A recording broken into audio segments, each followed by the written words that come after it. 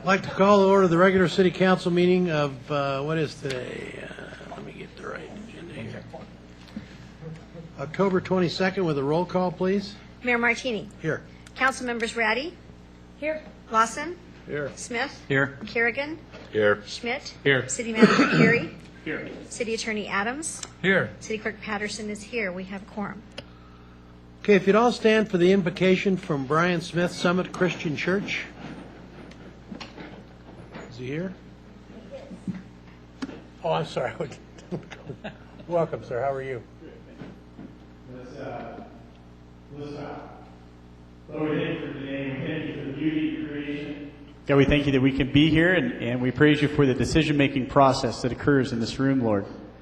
And God, we pray for this meeting today as decisions are made that will impact businesses in our community, that will impact schools, God, that will impact our police force. And God, those things ultimately impact families and lives in our community. So would you give this council wisdom as they hear and make decisions, God? Lord, would you lead them in your discernment? And we pray, too, for clarity and just incredible understanding. We thank you, Lord, that we live in the city, that we're able to work in such a way that we can make these kind of decisions, God. And so we praise you for that. We pray this in your Son's powerful name. Amen. Amen. Amen. Thank you for the kind words, sir. If you'd remain standing for the Pledge of Allegiance, Ms. Ratty, would you lead us? I pledge allegiance to the flag of the United States of America and to the republic for which it stands, one nation, under God, indivisible, with liberty and justice for all.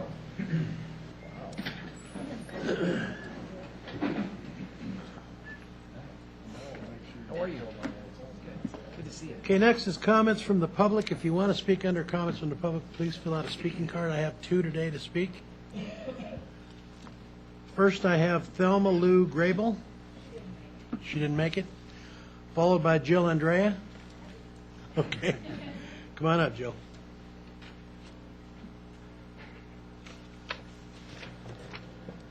Hello. I've been here before to talk to you about seniors, and I'm here today to thank you for all you've done for the seniors of Washoe County. Because of you, the Senior Center is open still. Because of you, a good, I hope, arrangement has been made with Washoe County to continue the Sparks Senior Center to be open and staffed. Because of you and the Reno City Council, the seniors have a ballot amendment that may mean further help for them. We're all working hard, the individuals, not the, to hope it passes. But I want to warn you, we'll be back because Washoe County does not want to bring this to the agenda quickly, and we'd like to see it, if it passes, to come to the agenda and to go forward. The seniors are in dire need of money. We'd like your help in making sure that the seniors get some of the money because, as you know, the amendment mentions seniors, infrastructure, and public safety. And with your help, we can shame the council into making sure that the seniors have money. Anyway, thank you especially to Julia and Ed for being on the Senior Advisory Board and for working hard for us. Thank you, Mayor. Thank you, all of you. But look forward to seeing us again. Thanks, Jill, and thanks for all your volunteer work. We appreciate it. Thank you. Anyone else under public comment? Okay, let's move on to approval of the agenda, and with the council's help here, if we could take 6.1 and move it up before the items under number 4. Someone here from the county is here to talk about this, and they need to get back to for a meeting real quick. So if you would kindly do that on your motion under, it's not a very long item. I don't think it'll be too contentious. So if we could have a motion with that amendment, I'd appreciate it. Mr. Schmidt? Thank you, Mr. Mayor. I'd like to make a motion. We agenda is outlined except for moving item 6.1 to under 3.1. Do you have a second? Second. Moved by Councilman Schmidt, seconded by Councilman Smith to approve the agenda as amended. Any further discussion? Seeing none, please vote.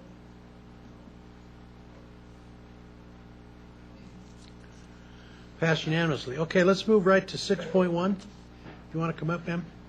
Consideration and possible adoption of resolution number 3223 in support of an application from the Washoe County School District to the U.S. Department of Education fiscal year 2012 Race to the Top grant program. So is someone from staff doing a presentation, or is it just you are doing a presentation? I believe staff is able to come up if they would like to, but I could also answer any questions. Go ahead, Kathy. Good afternoon, Council. I'm Kathy Cluett for the Record Grant Coordinator.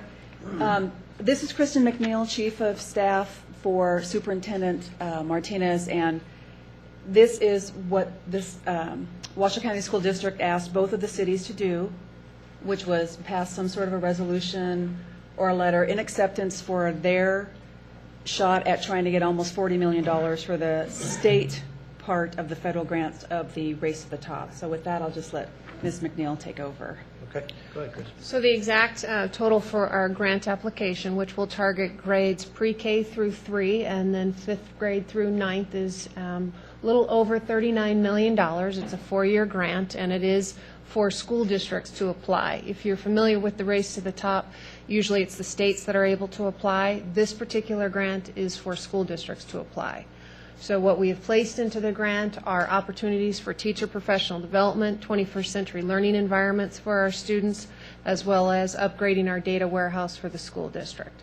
And so the application is due to the federal government this Thursday.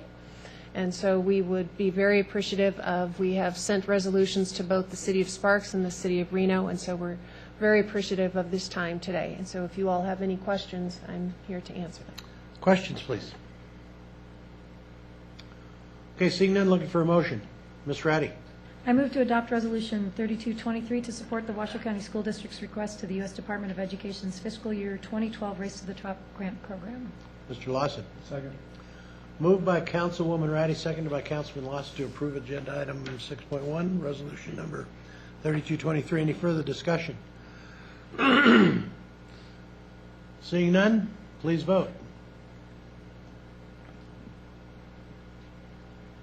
Passed unanimously. Okay, you're Great. done. Thank you so much. Thank you. Appreciate it. Okay, let's go back to item 4, under 4. 3.1, I'm sorry. Recommendation to approve minutes of October 8th, 2012. Any admissions, omissions, or corrections, or additions? Not looking for motion? I'm sorry. We don't want to admit anything. Okay. No admissions, but Mr. Lawson. Okay, I have a motion. Do I have a second? Ms. Ratty. Second. Moved by Councilman Lawson, seconded by Councilwoman Ratty to approve the minutes of October 8th. Any further discussion? Seeing none, please vote. Passed unanimously. Now let's move on to 4.1. We have a proclamation. First one is International Project Management Day. Is there someone here to accept this? Come on up, sir. Just give us your name for the record, then I'll go ahead and read the proclamation. Yes, I'm Winley Crisp, and I'm the Director of International Project Management Day for Nevada. Okay, and Carmen Jones, I'm the President of the chapter. have a seat. Thank you. City of Sparks proclamation. Whereas project managers work to improve our quality of life by enhancing services and products, building new systems and communities, restoring environments, and contributing to the growth of the city's welfare and economy. And whereas the City of Sparks has a community of talented individuals in project management roles in the public and private sectors and among city staff.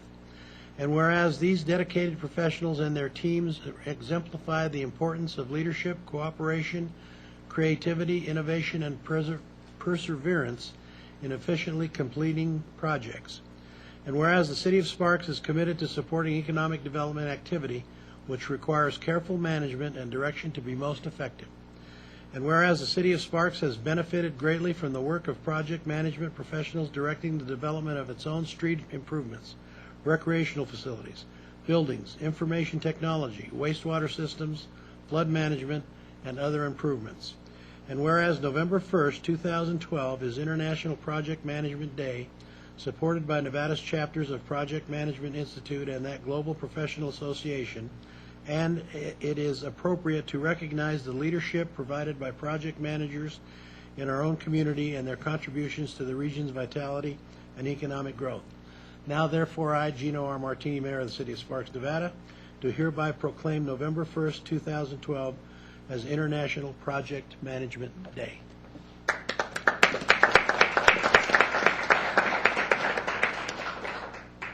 Then I'll give this to you, then you say a few words.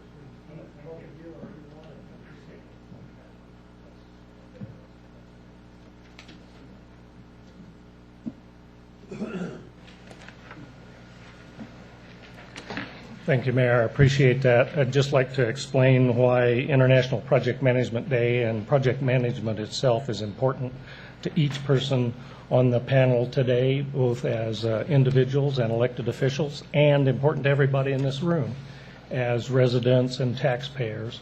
The purpose of project management is to manage scarce resources, such as money, time, human talent, which in cities and counties and governments around the nation, there's always never quite enough of that to go around for very important projects. And so the purpose of International Project Management Day is to acknowledge the work that project managers do in keeping those resources under control and applying them effectively to your projects. I know Councilman Smith is very familiar with this. I appreciate that he came and gave a talk at Project Management Institute on the importance of controlling projects that the council has ultimate authority for. I have passed out to you a copy of an announcement that has gone out to now over 500 businesses, government agencies, nonprofit organizations, all of whom have project managers throughout the western United States. And the purpose of that was to encourage them to acknowledge their project managers and do that as a way of enhancing project managers' performance. I noted at the bottom two names from City of Sparks that you will be interested in. The Regional Transportation Commission has been conducting a series of project management trainings. Lee Gibson was kind enough to open that to the cities and the county, and the two people who are listed at the bottom are project managers from City of Sparks who said, I think I can benefit from this. I think I can learn something there. I think I can do my job better for the city. So it would be entirely appropriate and consistent with International Project Management Day if someone gave those two people a call and said, thank you. Thank you for what you have done and for reaching higher and improving your own abilities to be more effective in our city. Thank you so much. Well, as president of the Northern Nevada chapter, I can tell you that we teamed with our cousins down in the South to make this a statewide effort to reach out to as many companies as we could to educate them on what project management, International Project Management Day is, and to consider recognizing the value of their PMs that they bring to their companies. I would invite you to attend one of our networking meetings, lunch meetings, dinner meetings, and for anyone in the room that is a project manager and has project managers to get involved, because we learn a lot from one another, and it's a wonderful nonprofit, volunteer-only organization. Thanks. Okay, and you might want to get that information when your luncheons are and things out to the council, or and maybe we can take you up on that. All right. Would be nice. And the two gentlemen that you were talking about in the City of Sparks that were participants in the RTC-sponsored project management training were Brian Casson from Public Works and John Erickson, who's our traffic engineer. So We deeply appreciate those guys and appreciate you bringing that up. So, any questions for anyone? Okay. Thank you. Thank you so much, folks. Appreciate it. Okay, let's move on to 4.2, proclamation for Pancreatic Cancer Awareness Month. Is there someone here to accept this? Come on down, man. Have a seat, and Mr. Smith is going to read this one for you. Just give us your name for the record. Denise Wiley. Thanks, Denise. Okay. Welcome, Denise. Thank you. Whereas in 2012 in the United States, an estimated 43,920 people will be diagnosed with pancreatic cancer, and 37,390 will die from the disease. And whereas pancreatic cancer is one of the deadliest cancers and is the fourth leading cause of cancer death in the United States, and whereas when symptoms of pancreatic cancer present themselves, it is usually too late for an optimistic prognosis, and 75% of pancreatic cancer patients die within the first year of their diagnosis, while 94% die within the first 5 years. And whereas there is no cure for pancreatic cancer and there have been no significant improvements in survival rates in the last 40 years, and whereas the federal government invests significantly less money in pancreatic cancer research than it does in any other leading cancer killers.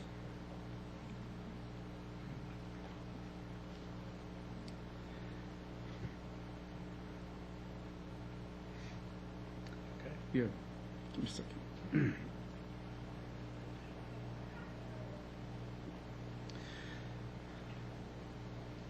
Go ahead and finish it for me. Okay.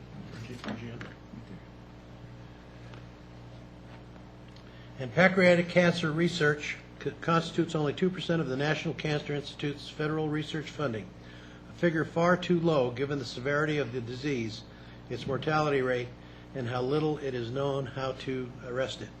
And whereas the Pancreatic Cancer Action Network is the only national patient advocacy organization that serves the pancreatic cancer community by focusing its efforts on public policy, research funding, patient services, and public awareness and education related to developing effective treatments and a cure for pancreatic cancer. And whereas the Pancreatic Cancer Action Network and its affiliates and Spark support those patients currently battling pancreatic cancer, as well as to those who have lost their lives to the disease and are committed to nothing less than a cure.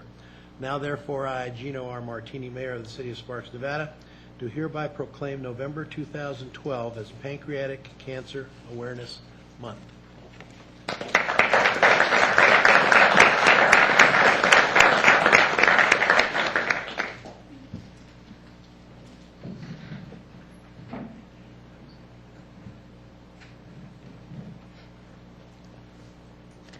I can tell I'm not the only one here who has worked with many wonderful individuals who've been affected by this horrible disease.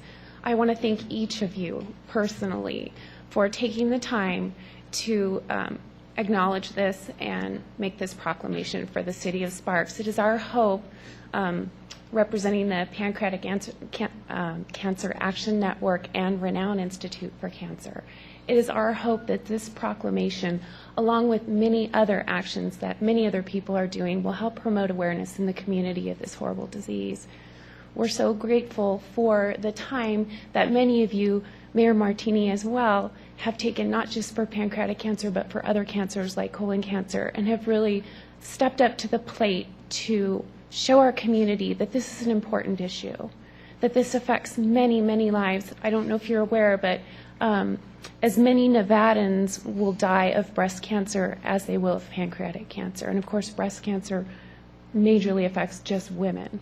So this is a horrible disease that we need a lot more research, a lot more acknowledgement, a lot more awareness in the community and in the nation. Thank you so much for taking time to do this.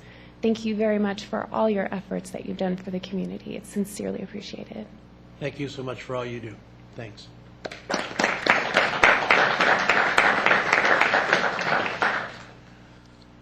Okay, next is 4.3, proclamation for Conflict Resolution Day. Is there someone here to accept this?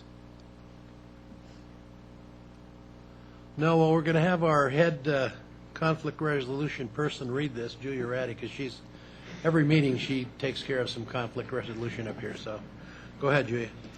Whereas October 18th is celebrated worldwide as Conflict Resolution Day, and whereas the purpose of Conflict Resolution Day is to promote awareness of mediation, arbitration, conciliation, and other creative, peaceful means of resolving conflict, promote the use of conflict resolution in schools, families, businesses, communities, governments, and the legal system, recognize the significant contributions of peaceful conflict resolvers, and obtain national synergy by having celebrations happen across the country and around the world on the same day.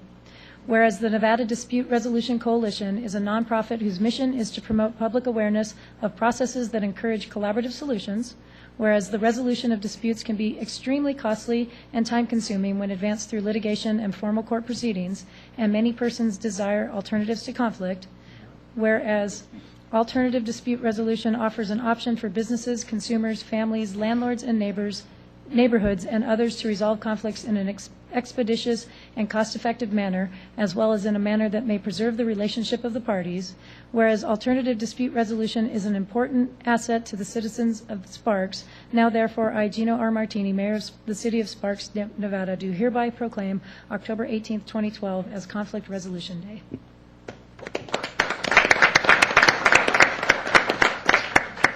Well said, Julia. Why, thank you.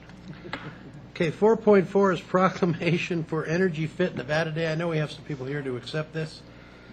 Probably can't fit you all, but in the front row will be good. There might be a conflict. Exactly. Could have a conflict.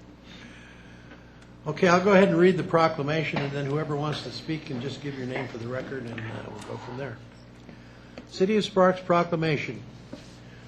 Whereas October is National Home Performance with Energy Star Month, and whereas Home Performance with Energy Star is a national program designated to promote home energy efficiency and ensure that homeowners benefit from energy efficiency improvements that are properly implemented. And whereas the benefits of residential energy efficiency improvements include not only increased comfort and health, but also reduced energy costs, reduced reliance on fossil fuels, reduced pollution from power sources, and job creation in an emerging residential energy efficiency industry. And whereas Home Free Nevada is the Home Performance with Energy Star sponsor of the state of Nevada and is working with the Nevada State Office of Energy to implement the Energy Fit Nevada program.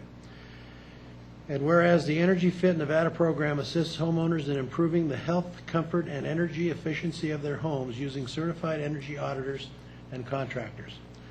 And whereas Energy Fit Nevada provides rebates of up to $2,000 for implementing residential energy efficiency upgrades and improvements using federal grant dollars received by the state of Nevada to develop a home energy retrofit industry.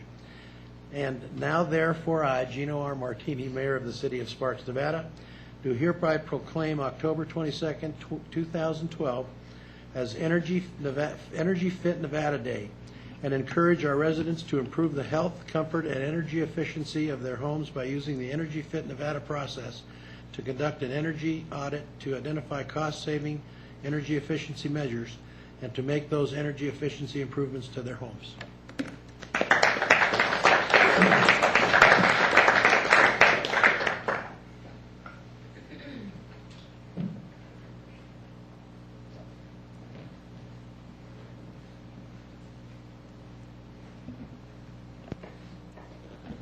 Thank you, Mayor, and thank you, City of Sparks City Council. I'm Stacy Crowley, the Director of the Nevada State Office of Energy and Governor Sandoval's Energy Advisor. And with me, I have Danae Evans, who's the Director of Home Free Nevada.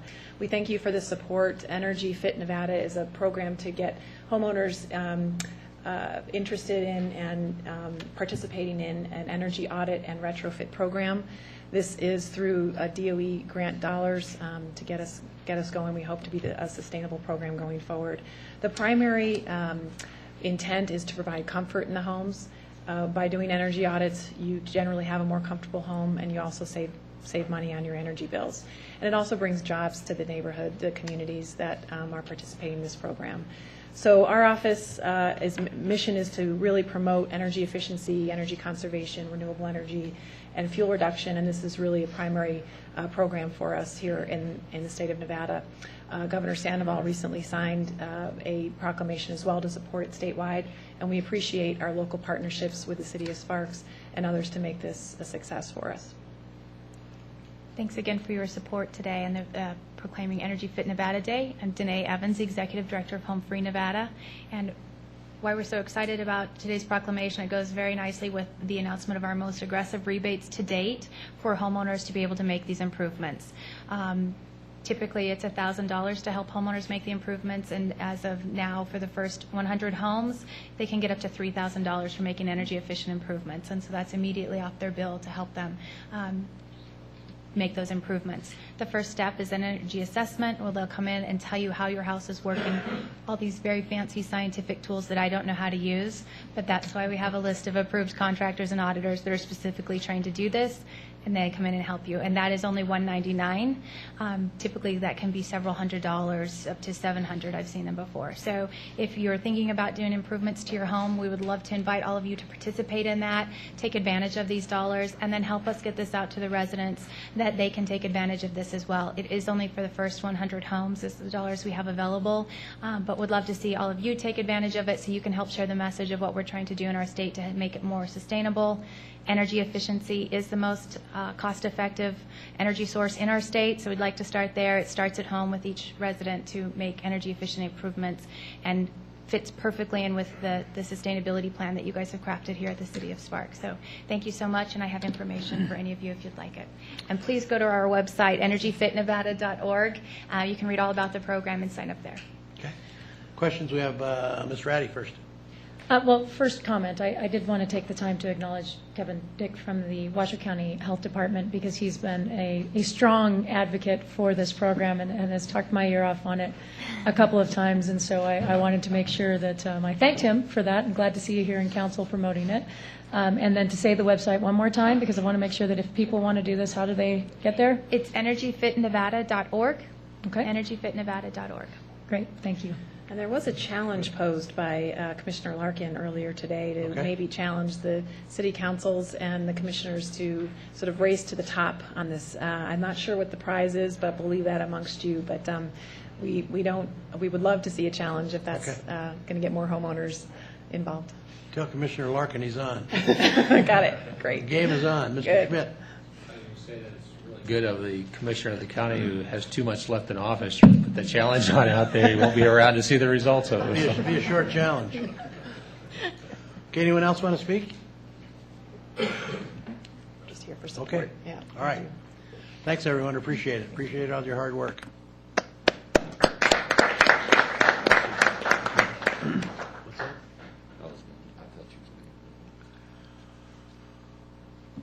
Okay, proclamation, Reno Sparks Goes to College Day. Week, excuse me.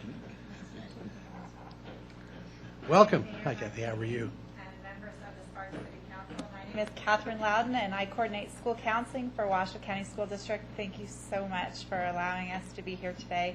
We're really excited about what we're going to be talking about. Good afternoon. I have to think about what it is. It's good afternoon. My name is Angie Pilkington. I'm a counselor at Spanish Springs High School, and I'm the co-chair of the District College Fair. Hi, and I'm Christy Smith, and I'm also a counselor at Spanish Springs High School, and I'm co-chair of the College Fair. Okay, I'll go ahead and read the proclamation, then you can tell us what you want us to do or challenge us or whatever you want to do. City of Sparks Proclamation. Whereas Washoe County School District is kicking off its first Reno Sparks Goes to College Week campaign. And whereas designated Reno Sparks Goes to College Week will demonstrate our commitment to increasing educational opportunities for our area's youth and will inspire students to attend the college fair on Saturday, November 4th, 2012 at the Joe Crowley Student Union on the University of Nevada, Reno campus, where they will be introduced to the college search and selection process. At the fair, students and parents can speak directly to admission counselors from across the country representing more than 70 different colleges and universities, learn about college application and financial aid processes, and ask questions about degree programs and campus offerings. And whereas additional service to help our community plan a path to college include collaboration with high schools and junior high schools to encourage attendance at the fair, participating in interviews on local radio, television, news stations on college access, participating with colleges and universities to offer visitation programs for students, and encouraging high schools to improve discussions and activities promoting college attendance. Now therefore, I, Gino R. Martini, Mayor of the City of Sparks, Nevada, do hereby proclaim October 29th through November 2nd as Reno Sparks Goes to College Week.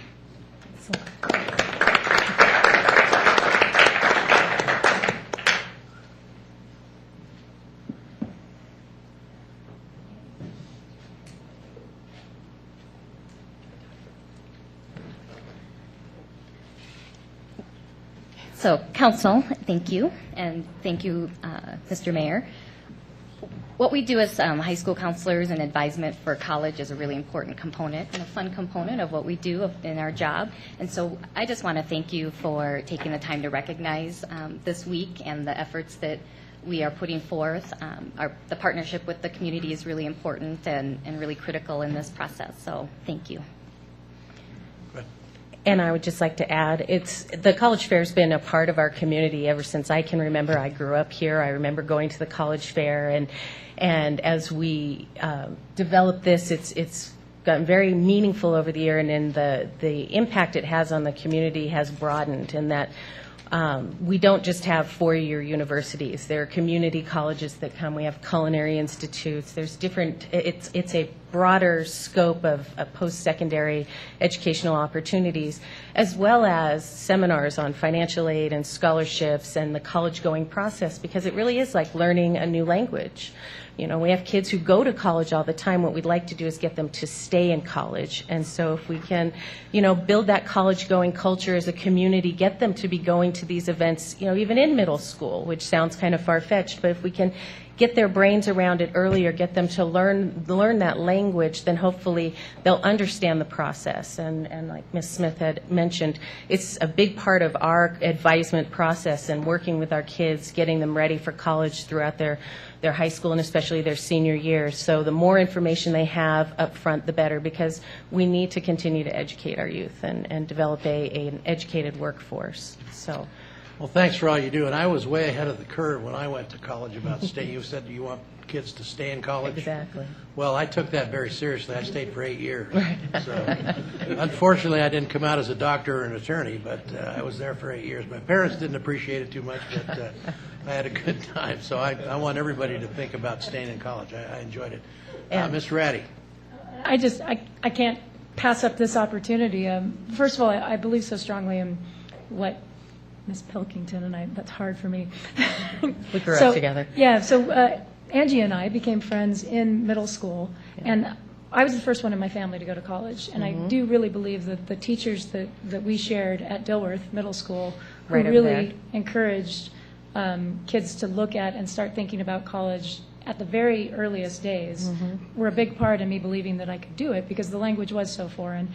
And then met Catherine in high school, and we literally went off to college together. We were roommates at Nye Hall at UNR together. So to have you come and make the Go to College presentation, it's almost like a this is your life for me. But again, it was a struggle to figure out how to do it. And so I really do hope that if families are out there listening, that they'll take advantage of things like the college fair that help to break it down for you and make you see how it's possible. And I'm glad there's a focus on not just the four-year colleges, but all the different options that are out there for young people today, because I think that's really important too. So thanks for taking the time to be here and a little walk down memory lane for me. And I'm sure you're a very fine person. I don't have a story for you. Mr. Lawson. Oh, sorry. Oh, go ahead. I'd just like to offer to take both you two to lunch. I'd like to take some notes about her high school and college career. You might need them later. No, I was just, as far as challenges or anything, we would love for you guys to come share the event with us on Sunday, November 4th, promote it. We'd love for the City of Sparks Facebook page to like our College Fair Facebook page, which is Reno College Fair Official in parentheses, where we put a list of all the schools that will be in attendance and our workshops and such.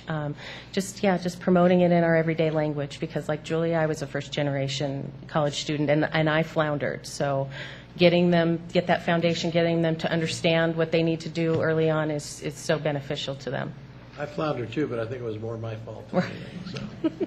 Mr. Kerrigan. Yeah, I'd like to plug that. I took both my daughters to the fair. It's awesome. It gets better every year. Oh, thank you. And my oldest daughter decided to stay in state, and my youngest daughter, qualified for the Millennium, decided to go out of state. So I hope somebody appreciated the money that she left here, because I ended up having to pay for her education in Utah. But I don't even know, they still had, at that time, the Western...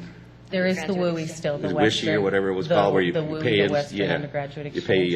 pay in-state, even though you're Yeah, out of state, but you're a neighbor. 150% Yeah. of in-state. But anyway, I would have never known about that until we went to it. So it is a good day to spend. And the last time I went, is like you said, there was something like 50 or 60 schools, and I was surprised that they weren't all four-year colleges in the culinary. In fact, I almost decided to go to the CIA in San Francisco to be not Central Intelligence. That's the Culinary Institute of America, by the way.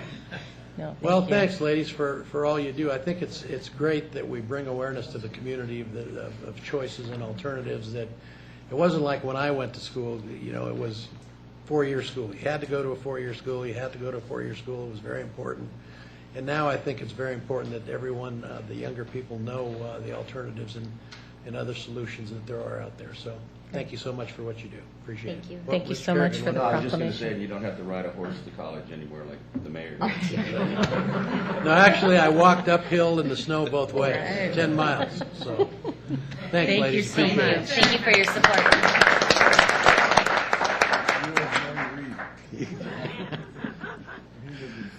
Searchlight. Okay, 4.6, presentation by the Regional Transportation Commission, Executive Director Lee Gibson. Welcome, Lee.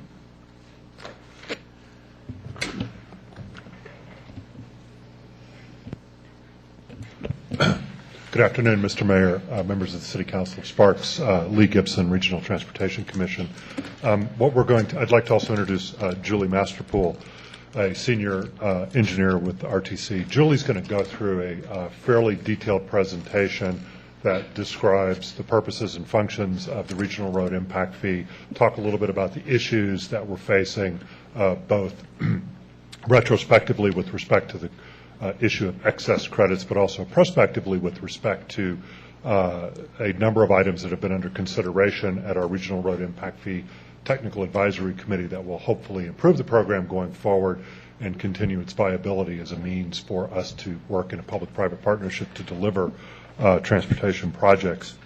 I do want to note for the record here, maybe early on, so you can perhaps keep these thoughts in your mind as Julie goes through the presentation. We had our regular RTC board meeting last Friday, and a couple of motions were made that I'd like to perhaps try to describe, again, as a prelude to Julie's presentation. The first motion made was by the board was to direct the staff to put a hold on looking at this credit buyback issue at this time. As you'll see as we go through the presentation, there are a number of significant legal issues that have been raised during the course of the research into the question of excess credits and a credit buyback program. And at the board meeting on Friday, Vice Chairman Larkin indicated to the staff that at tomorrow's Board of County Commissioners meeting, he's going to formally request that the district attorney seek an opinion addressing the legal status of the issues we'll present to you later here, so that we can perhaps get a third light, if you will, shown on some of the legal questions. The board did, however, did make a motion and approved a motion to continue to move forward with the work that is looking towards the future of the program, looking at ways to better make that program an efficient public-private partnership, and hopefully avoid some of the pitfalls with respect especially to the generation of credits that has occurred over the course of the administration of this program since 1996.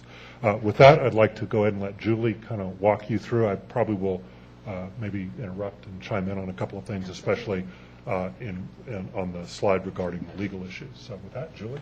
Oh, thank you. And again, Julie Masterpool, Senior Engineer with the Regional Transportation Commission. Basically, just to start off, impact fees are really a funding tool that's used to collect money for the cost of building additional capacities needed by new development. Impact fees are viewed as a lot more equitable than the old exaction process, as it requires all new development to pay their proportionate share of the capital costs for providing facilities attributed to new development. Since 1996, when we implemented our impact fee program, we've collected about $83 million in impact fees, which has in turn been used to build additional capacity on the regional network. In addition, new development has also built about another $187 million of capacity improvements associated with their developments. Adding in another $155 million or so from other sources, we've seen about $26 million annual investment into the community for new capacity in our regional network. As I mentioned previously here, there are two ways that new capacity are built in the impact fee program. One is the cash collections from the impact fees themselves, which we turn around and use to build our projects. The other being the capacity that's built by new development. Now, those capacity improvements need to be on our capital improvement plan, something that we need in the next 10 years. To this point, RTC is just, as Lee alluded to, has completed a review of our Regional Road Impact Fee program. We hired a company, Tischler Weiss, nationally recognized firm specializing in impact fees. We had them look at everything in the program, from the factors that we use to assess the impact fees per type of land use, to how we calculate the fees with the capital improvement plan, and also our credit program. They've made a series of recommendations in a report that was recently released on how we could improve, some of which is to simplify our land uses. Right now we've kind of had expanding land uses over the last 16 years, more specialized land uses, and they're recommending to consolidate many of those. We want to update our land use fee elements, or the pieces that go into how to determine what the fee is for a particular use. Typically it's the trip generation, trip length, the percent new trips associated with a particular type of use. We're also asked them to take a look at the geographic service area. Currently we have one service area for the impact fee program with 3 separate benefit districts. We asked them to take a look at using maybe something, a tiered impact fee, so we could separate between an urban and a suburban type environment. Typically in an urban area you might have a different type of improvement, those multimodal improvements, whereas the more suburban or rural, you might have longer trip lengths. So this might better track what we see in the real world. As for the capital improvement plan, to this point we want to take a look at maybe defining a little bit better what is a project level improvement versus what would happen with the regional level improvements. And also looking at prioritizing the capital improvement plan. Currently we have a 10-year list of projects. With our new regional transportation plan that's going through, we are going to be separating those down into 5-year increments so we can prioritize our projects a little bit better. As far as our future credit program, our program is a little bit unique, and so there is some recommendation that we might want to look at limiting those credits to just the development of record. Currently, a developer can earn more credits than what he can use in his particular plan, and he can buy and sell those credits on the open private market. Currently, we have a credit life of 20 years. For a credit that's earned, they're out there, they can be used any time for the next 20 years, which is a fairly long period of time looking at this nationally. Working at that and to determine whether or not we want to have those excess credits on the open market, we might look at changing that credit expiration date. And again, we're looking at incorporating the prioritization of those projects that are on our capital improvement plan, perhaps giving, if a developer wants to build a project that's in the short term, that's great, that's something we want to see as a community. If it's in the long term, we might not want to issue as many credits for those projects we don't need right away. And also we're looking at maybe incorporating some developer agreements for those excess capacity improvements that are needed above and beyond what a developer might need when he's building his projects. We also asked the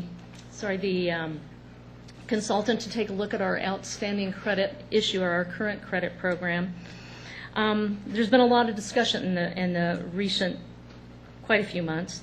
Over the life of the impact fee program, we've actually issued 1.5 million credits out there, which represent that $187 million of improvements that was put out for by new development. Currently, there are about 900,000 credits, which are measured in VMTs, vehicle miles traveled, still out in the open market. So we have a little over half of those credits still out there.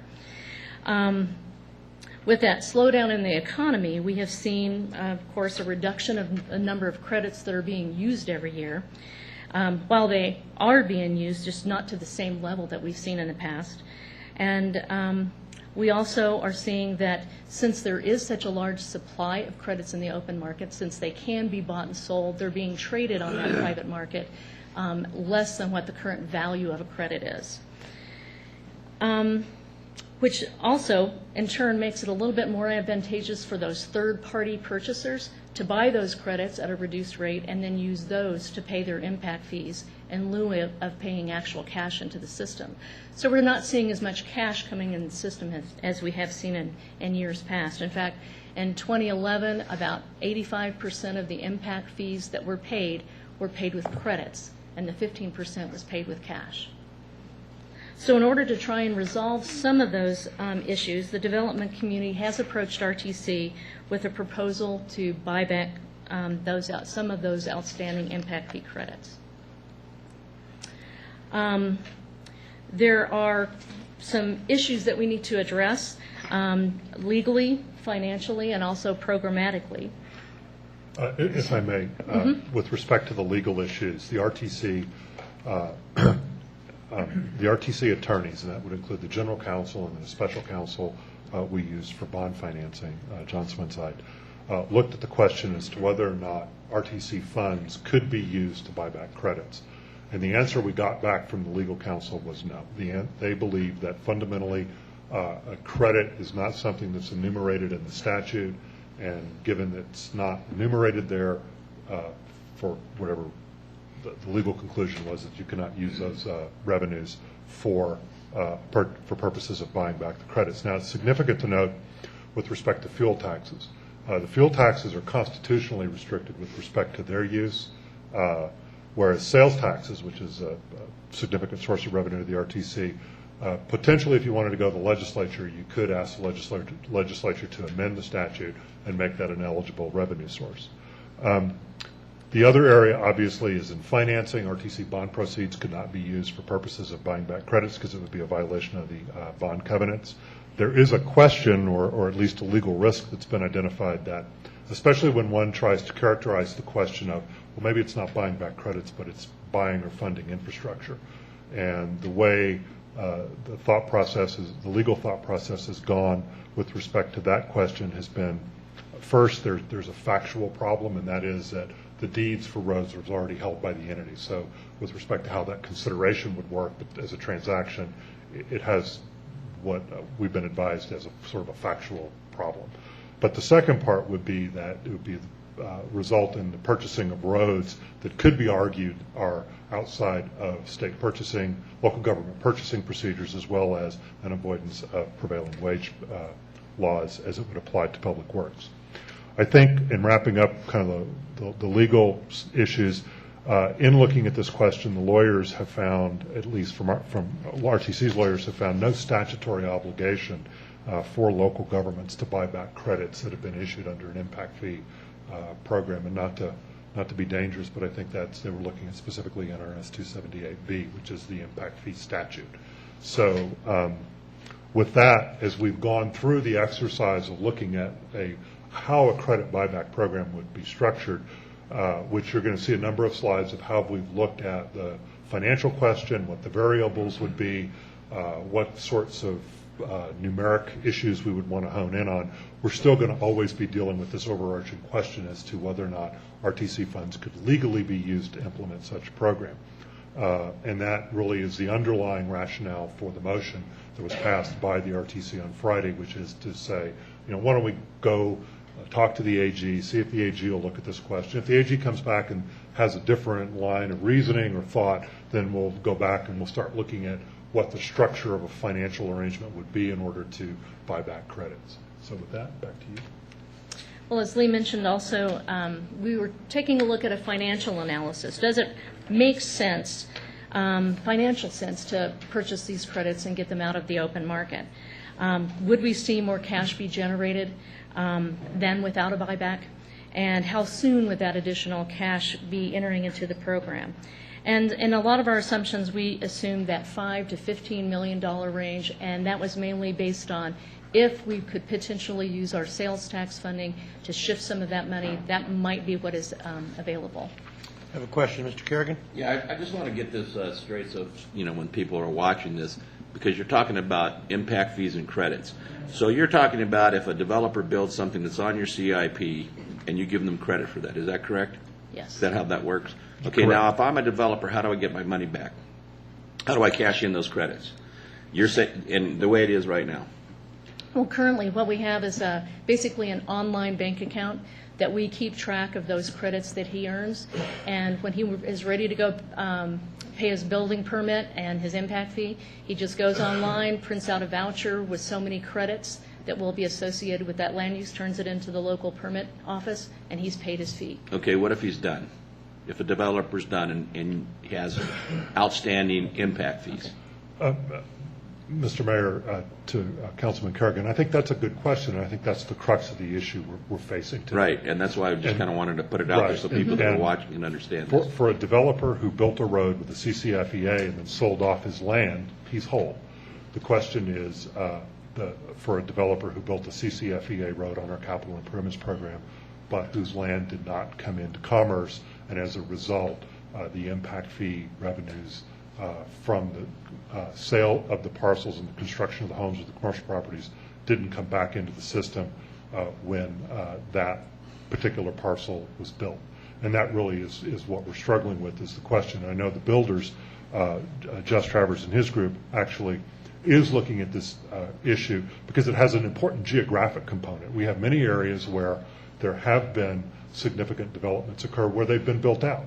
And those impact fee credits were absorbed, the revenues were generated, the money flowed into the system, and the communities are now whole with respect to their transportation systems. But we also have other parts of the region that aren't there. And I think that's one of the substantial factual questions or quantitative questions we're trying to get a grip on. And it's something that has to be answered before we move forward. Well, and because what you're saying is they're selling them on the open market, because if I were a developer and I didn't think you were going to pay me for those fees, right, before the 20-year expiration date, I'd sell those off at a reduced rate. So in other words, that's what basically they're doing, is getting 10 cents on the dollar, because 10 cents on the dollar is better than zero. Isn't that right? That's correct. They're not going to be able to sell their land. They're not going to be able to bring the land into commerce. Right. And as a result, holding the credits on their balance sheet, their view is, well, I should just sell them for 10 cents. At least I'll get something back. Well, I guess where I'm going with this, if you don't buy them back, then why would anybody want to build on your CIP? Exactly. And again, that's one of the challenges we're having to deal with. Okay. Because if I'm a developer, I'm going to say, heck with you. I'm not going to build anything on your CIP. I'm going to build what I need to build. I'll pay my impact fees and call it a day. Because if I sit there with $5 million worth of credits and you're not going to pay me, why would I do that? That's a good question. And that's actually, again, one of the ideas we've actually come up with is maybe we move away from that type of arrangement and go to a project development agreement where we all sit down at the table and look at a question. Well, that was going to be my next question, is are you looking at a new way of doing this? Because this one obviously didn't work. That's a good question, and maybe can lead into our next set of slides, because doing project development agreements was something on Tuesday, right? Mm-hmm. RIFTAC. Tuesday at our RIFTAC meeting, where we were going through all of the consultants' options. One of them was to look at maybe developing an alternative framework, which would be this project development agreement, where we would sit down, work with the developer, look at the issues, and perhaps come to a three-party agreement between the developer, the entity, and the RTC on how that development would be implemented, go through all the entitlements, and then look at questions of funding projects through RTC for particular infrastructure elements, road infrastructure elements that would be needed. Yeah, and just, I'm sorry to take so much time, but this is, you read it in the paper, and a lot of people don't understand it, and they call me up, and I tell them to call Ron, because I don't sit on the RTC. I'm not going to answer something I don't need to and get it wrong. But anyway, one of the problems I see is that, it's not generating any money for the RTC. That's the whole process. I mean, if you have so many credits out there that people are paying with credits, then you're getting basically zero for zero. In other words, you're getting your credit back, but you're not getting any new funding.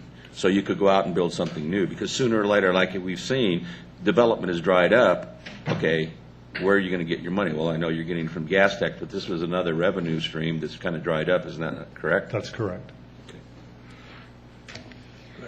Well, to continue on, we did take a look at some of the assumptions to try and develop a financial model to see when a credit buyback would make sense.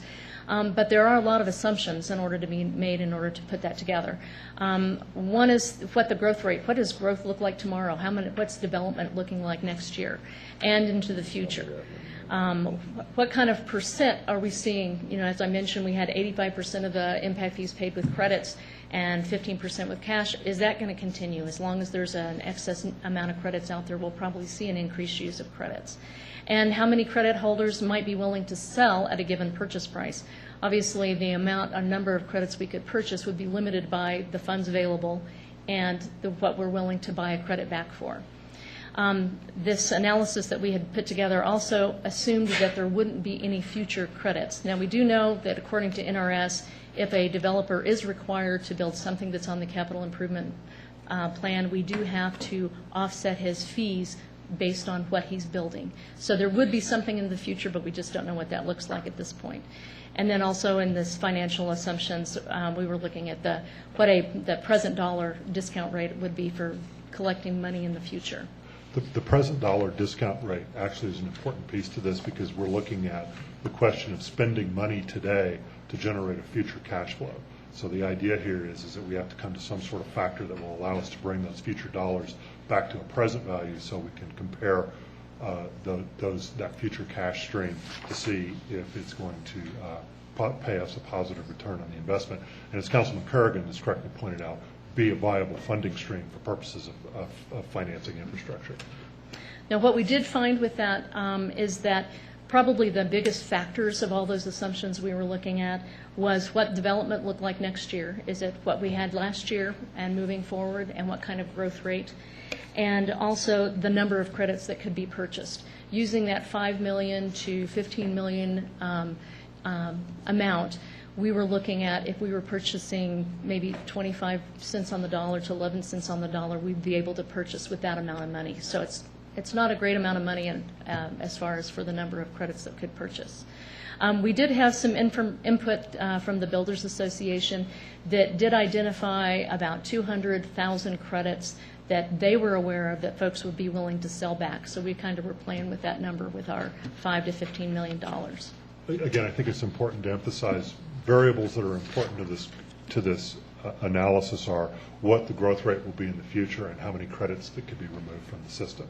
So those are the two moving targets that our consultant and working with the RIFTAC and the builders were trying to put some boundaries around. Now, in addition, we also wanted to take a look at what the programmatic impacts of to where that money came from. As Lee mentioned, there was the potential that if we did change law, it would be through our sales tax program would be the most likely area that we might be able to take the money from. Currently, our pavement preservation program has kind of three components: the slurry seal projects that we do, corrective maintenance treatments that are a little bit more than just it's more the mill and fill projects, and then the full reconstruction. So we kind of looked at each one of those areas and to see if we took money from that area, what does it mean to those programs. The slurry seal project basically gives us the biggest bang for the buck. That keeps good roads in good condition. The corrective maintenance, here I've shown kind of some comparison in costs. They're a little bit more involved, $3.50 a square foot compared to maybe 45 cents for a slurry seal. And of course, our most expensive is the reconstruction projects. Got a couple more questions. Mm-hmm. Mr. Lawson. Do we know what the value of the outstanding credits is at the time it was issued? At the time they were originally issued? Yeah.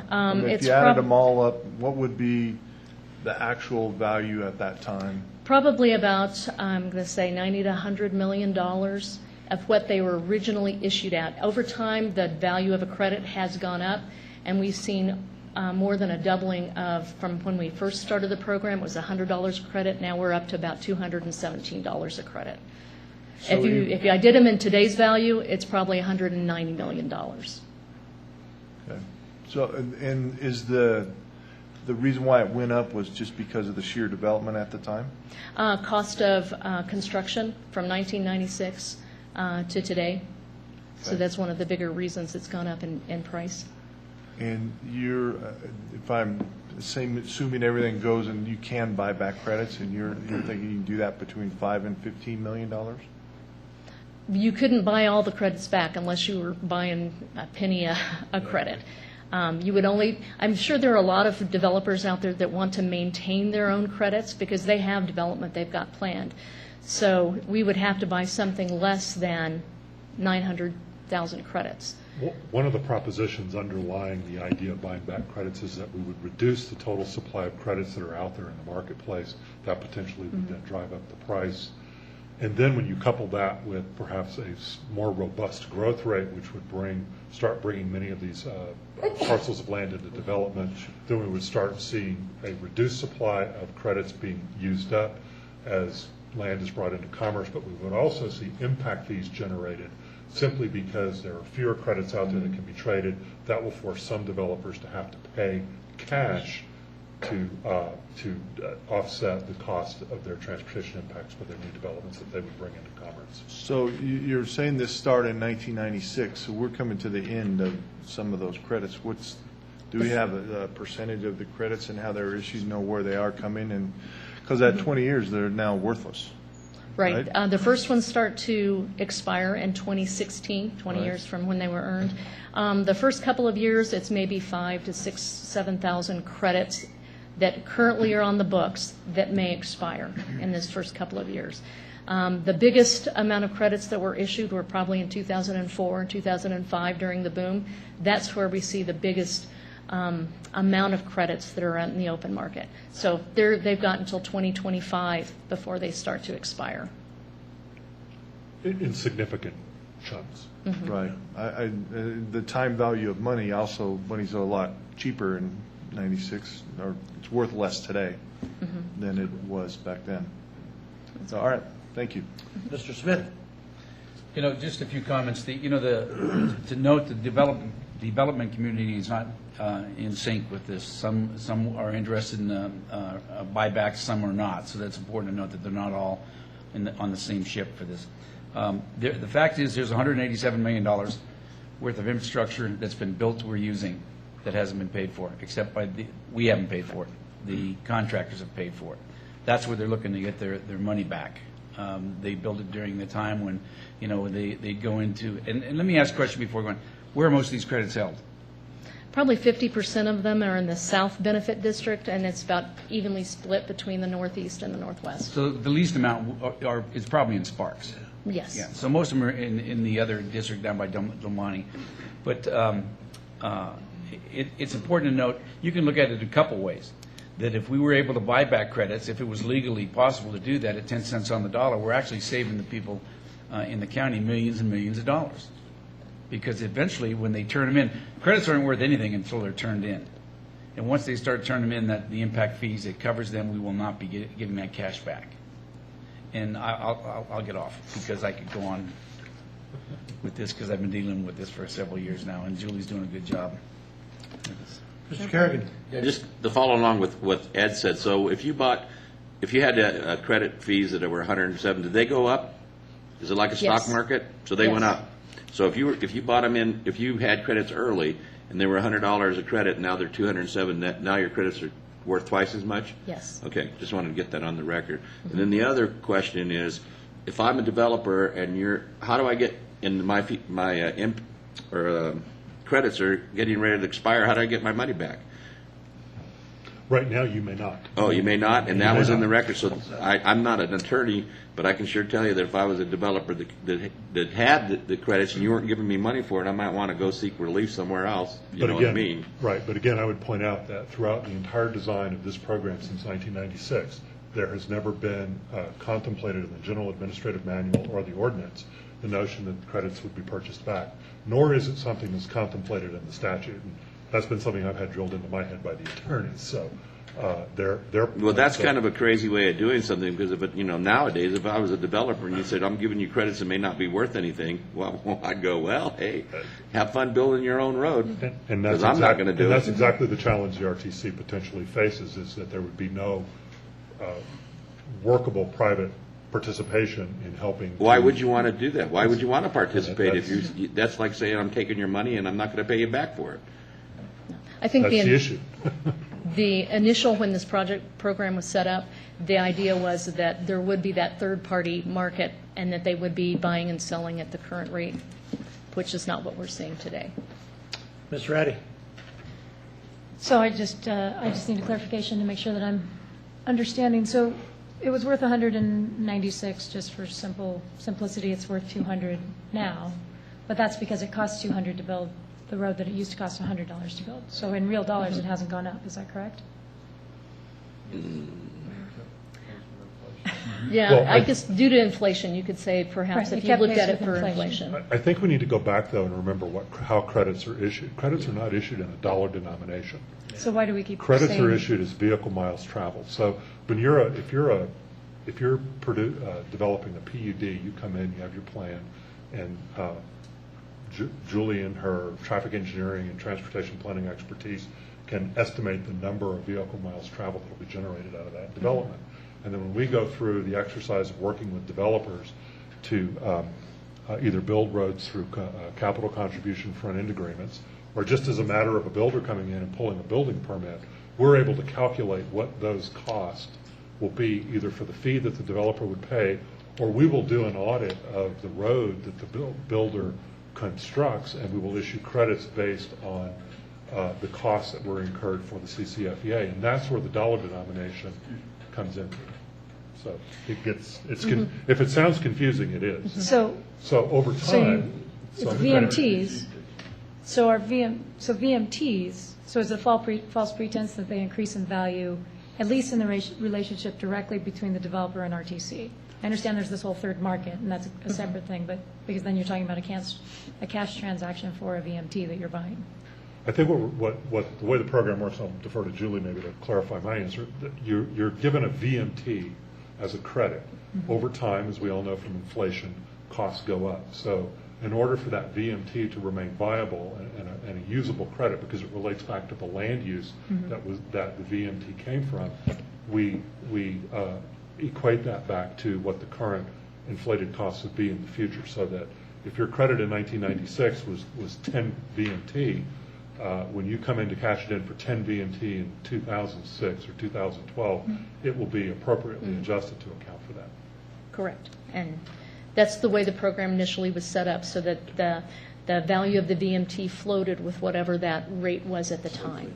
So if you got enough credits back in the original day, but you didn't want to build your house for 5 years, you haven't lost the purchasing power, essentially, because you'd still be paying 15 credits for a house. We have upped that a little bit over time, but it's basically what you earn credits for is what you could build for your new development 10 years later. Mr. Schmidt? Mr. Mayor, I think that leads into some of my concerns with this, is that we're all looking at the dollar amount on it. That's not the face of the issue. The face of the issue is that, the rule's been this way since 1996. Some developers have made money on it. Some developers have lost money in the program. And now it's to try to figure out how to get back to square one, where we can go ahead and move forward with things. And I'm not sure that I can understand why the attorneys have such problems with this, because I don't see an easy answer to go ahead and fix this problem. We're pretty far down the road out there, and yeah, there's a lot of people losing a lot of money right now, because what was worth $200 is now worth $2 or $20, and that's hard to swallow. But I know guys who sold tax credits in 2004 and 2005 were making $100, $50 a tax credit. So it's the rules never change for this whole time. It's a market-driven condition, and the thing is, it's got to get back to find some way where, as Mr. Karen put it, the developers are willing to sit down and work with RTC and save the program, or save the taxpayers' money here. And these roads were built at much cheaper cost by having the developers build it than having RTC build it in the very beginning. So. very confusing, complicated issue. Okay, let's move on. Oh, no, Mr. Smith, I'm sorry. This is confusing and very difficult to get through. And once we open up one can of worms, it goes into another, and we think we have it solved, and we don't. And this program was put in place, how many years ago? 1996. Okay, to replace a program that wasn't working either. I believe it was put in place in 1996 as a fresh, brand-new program. Right, I think the city of Reno did have a separate. There was another impact program, and program. this was supposed to, and if we were still in the boom and growing area, this probably would never have surfaced. And the VMTs issued does have a dollar value when they're turned in. Correct.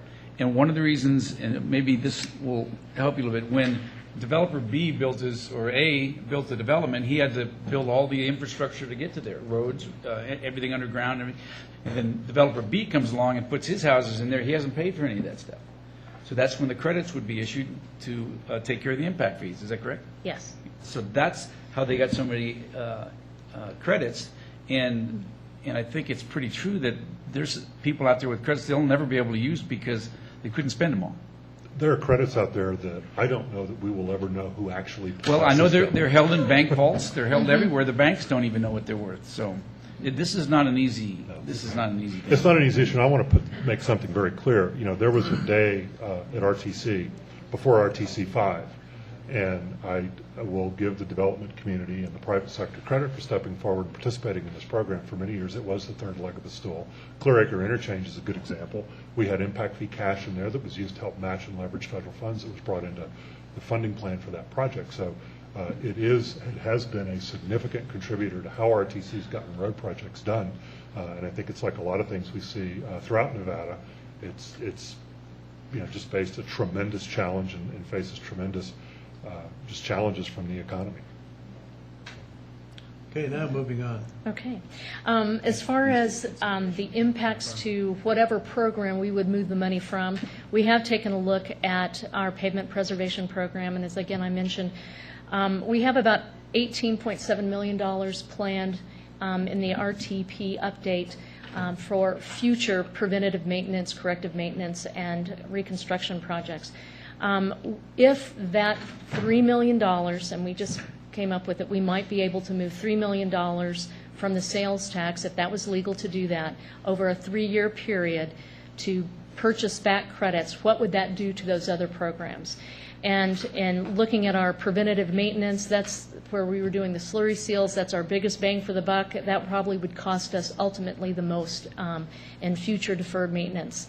As far as the reconstruction program, we looked at that $9 million that we would take away from reconstruction would cost us an additional $9 to $18 million in the future, just because roadways were delayed in getting repaired. There could be an additional user cost for the public driving on poorer roads, increased maintenance cost, which hasn't even been addressed in this $9 to $18 million. For the future, we were looking at updating our RTC website, putting all the information, our reports that we have received so far from Tischler Bice, and developing, if we went forward with a credit buyback program, we would reach out to the public through public meetings and stakeholder meetings just to educate everyone on what was going to happen, what the impacts or the effects, the pros and cons, the benefits for a buyback program. I'd just like to add, as we go forward, while we may not be looking at the credit buyback issues in the short term, awaiting some perhaps guidance or wisdom from the Attorney General's office, we are going to continue to move forward with looking at how we modify the program for the future, and we'll be working through our Regional Road Impact Fee Technical Advisory Committee as well as working with the developers, and then hopefully, if we're lucky, maybe about that time we wrap that analysis up, we can hear something from the Attorney General, and then we'll go back out to the public with a complete program. Ron Smith. One last thing. Mm-hmm. The two most Wait a minute, that was one last thing twice The two ago. most important issues here are to nail down the number of credits that they want to turn back in or be on a buyback. And the second one is the excess capacity that's out there that they're claiming they need to be reimbursed for. No, that number has to be. Go on. You have to know what that number is. And thank you, Chairman. I call you Chairman, so thank you, Chairman Smith. Yeah, exactly. What is We it? have encouraged the. This is it. I'm not saying anymore. No, we've encouraged we were with the band folks Tuesday.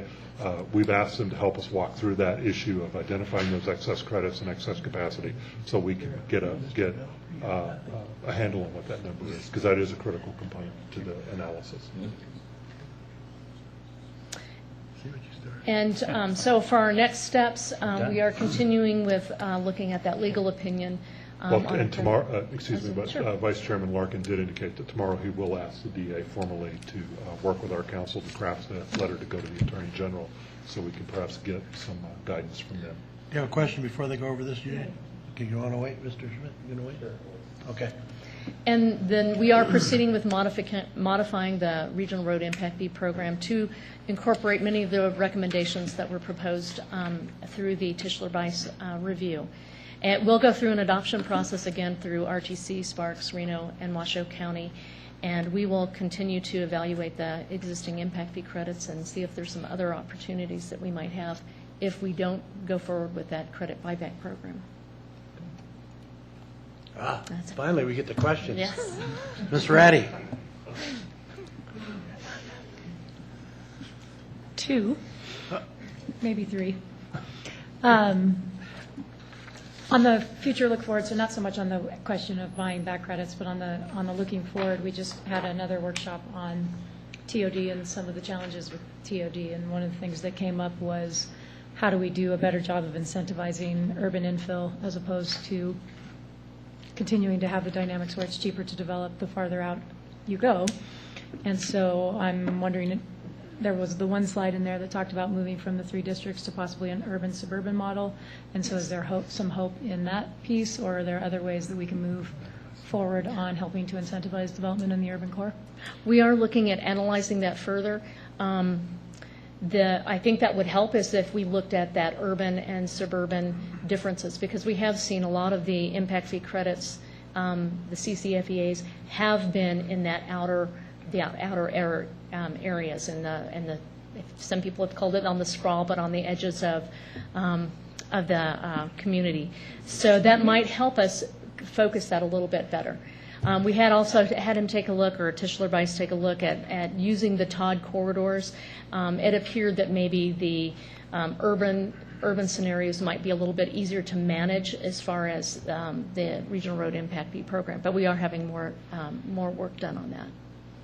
And then my second question is just for my benefit.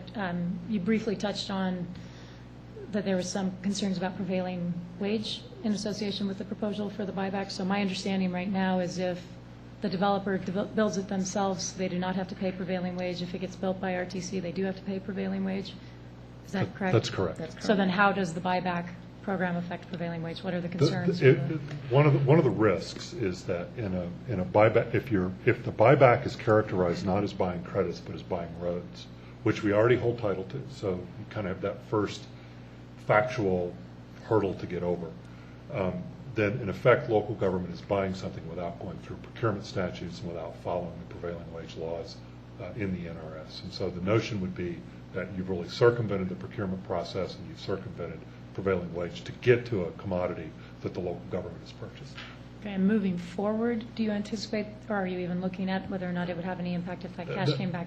Right. I don't think that's going to be an issue moving forward. That's more of a question of, a retrospective question related to the credit buyback program and/or the question. The question was asked in one of the board meeting by some of the board members at RTC as to whether or not this was buying roads. And so the lawyers looked at that question and came back with the answer that first, you're not buying roads because the title to the roads is already held by the local entity, so there can't be a transfer of title, therefore it's not the acquisition of a real asset. And the second part is, if you are buying something, then you're retrospectively like that, you're buying something outside of the procurement statutes, and you're buying something that under the Nevada revised statute is supposed to be paid for with prevailing wage. Thank you. Mr. Schmidt? Mr. Mayor, the problem that I see with this, where I sit on it, is that I think this, everyone fully participated in this. Is just like buying and selling stocks. You buy some stocks at a certain price, you anticipate to go up, or that you're going to get your money back, or you're going to get some value, some dividends for that stock. And somewhere along the line, things turned out. My problem is government intervention into supply and demand of a product that's going to alter the price of that product in the future. Now, I fully understand you're starving your own cash flow because people are going out there buying these things at 10 cents on the dollar. I'm guilty of doing that very same thing myself, of buying RTC credits that are cheap on the market. But have you thought about bringing out an outside investor and saying, calling up Goldman Sachs or Citibank and saying, okay, if it's good enough for us to go on and do it, why don't you take a look at it and see what you think you would do, and have an investor come on in and say, we'll put $20 million in this thing, we'll work out an agreement that, as these things come on in, there's a profit sharing going on, and not taking present road dollars that we're using that's going to cost us an awful lot of money in the future. You take $6 million out of our slurry seal, I think it's what $60 million is going to cost us down the road. That's a pretty hard impact. I don't care how much you have out there in impact fees, you're going to cost this community an awful lot of money. But have someone else come on in and look at buying those things on up and stabilizing the market and allowing them to go ahead and profit on it instead of the government trying to intervene in this. I don't know if anybody's come up with that. I'm happy to. She wrote a note, so we'll ask that question. It's a great idea. I mean, I think we are. I mean, I think everyone who touches this issue recognizes its complexity, the financial risks, the legal questions, and wants to circle back and come to some sort of amicable solution that restores the viability of that cash flow and gets infrastructure built in this region. So if a Goldman Sachs can come in and do some underwriting, if they're willing to come put back in and look at that. $20 million, it's going to pump money into the economy, we'll put some money back in some developers' pockets, it's going to start the whole cycle of construction and get the things moving back in the right direction. I don't think it's wise to take present dollars that we have committed and using them for future uses. Mr. Kerrigan. No, along the same lines, I was going to say the problem I see right now, if you guys can't buy these credits back, is that you'll never, ever see anybody paying for fees. Yeah. Because if I'm smart as a developer, I'm going to find a developer who's willing to sell them to me for 50 cents on the dollar, and then when you charge me your impact fee, I come in and pay you and get $1 for $1. Everybody's happy except for RTC, because you're going to have no cash flow. So, I mean, that to me is the biggest problem, is if you're not allowed to do this, which I don't know it's a crapshoot when you have attorneys in there. I mean, if you got 5 attorneys in a room, Chet knows this, you have 5 different opinions, so pick one. Yeah. But anyway, that's the problem I see, is that the cash flow is going to dry up, because you have, what, 180 million you said out there? Right. Right, and so you sell them for 90 million, and and you have to give somebody credit for 180 million. So good luck trying to get the money. Ms. Ratty. Make sure I understand. That's true until 2024 and beyond, right? And then we'll see all bets are credits off. starting to expire. So if Or- they're however- not used, they and will really expire. they'll lose value the closer they get to the. Potentially. They'll lose value in the private market. If Right, for they'll some lose reason- value in the private market. Right, if the credit holder were for some reason to have a parcel of land that they're ready to develop, then they could Then certainly they're come in fine, right right. up to the last moment and. But if they're just looking Yeah, to unload cash their that. credits, eventually they'll be less and less helpful because they'll be expiring. Okay. Mr. Mayor, if I may, I would like to offer my thanks to Neil Kreutz, John Martini, Jim Rundell, and Art Sperber. Especially John, Jim, and Art have been great sounding boards for a lot of ideas and issues, and we really appreciate the involvement of your staff throughout this difficult process. Thank you, folks, for giving us a great presentation and inspiring some great talks here. So, it's not an easy subject, but I have faith we'll get it worked out. We appreciate Thanks. that. Thank you. Okay, let's move on to consent items 5.1 through 5.5. Anybody want to pull a consent item? Mr. Schmidt. Mr. Mayor, I'd like to pull item 5.4, please. Anyone else? Okay, looking for a motion on the rest? Mr. Smith. Move to approve consent items 5.1 through 5.3 and 5.5. Mr. Schmidt? Second. Moved to approve 5.1 through 5.3 and 5.5 by Mr. Smith, seconded by Mr. Schmidt. Any further discussion? Seeing none, please vote. Passed unanimously, 5-4. Mr. Schmidt? Thank you, Mr. Mayor. Mr. Corman? Mr. Kreutz?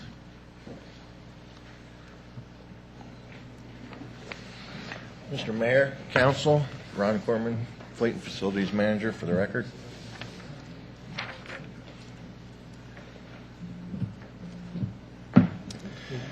As you know, we were here about 14 months ago requesting to purchase this sweeper using funds that were given to the city from a grant that originated from the EPA for congestion air quality mitigation.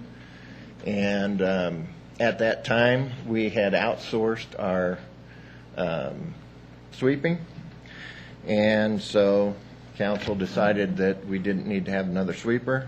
Now that the sweeping has come back to the city, we are back requesting to purchase that sweeper. And this... Before we jump into that, Ron, will you walk through how those monies flow from the EPA ultimately to Sparks? Sure. They came from the EPA to the Federal Highway Administration, from the Federal Highway Administration to the state of Nevada, and from the state of Nevada, they hold the funds, and then we are reimbursed by the state of Nevada for any funds that we spend. This graphic here demonstrates, it's hard to read, I know there's a lot of information there. Basically, on the left, it's the projects that were funded by this grant and the amount of dollars that were allowed for that project. And then in the red on the right, it shows how much money we've spent from those on those particular projects. In the middle, in the blue, is a project that was for an RWIS monitor that the state has dropped and is not interested in building. It's a weather station, basically, that was going to be constructed in Sparks. And it was a $70,000 project that they have decided not to move forward with. So on some of our other projects, after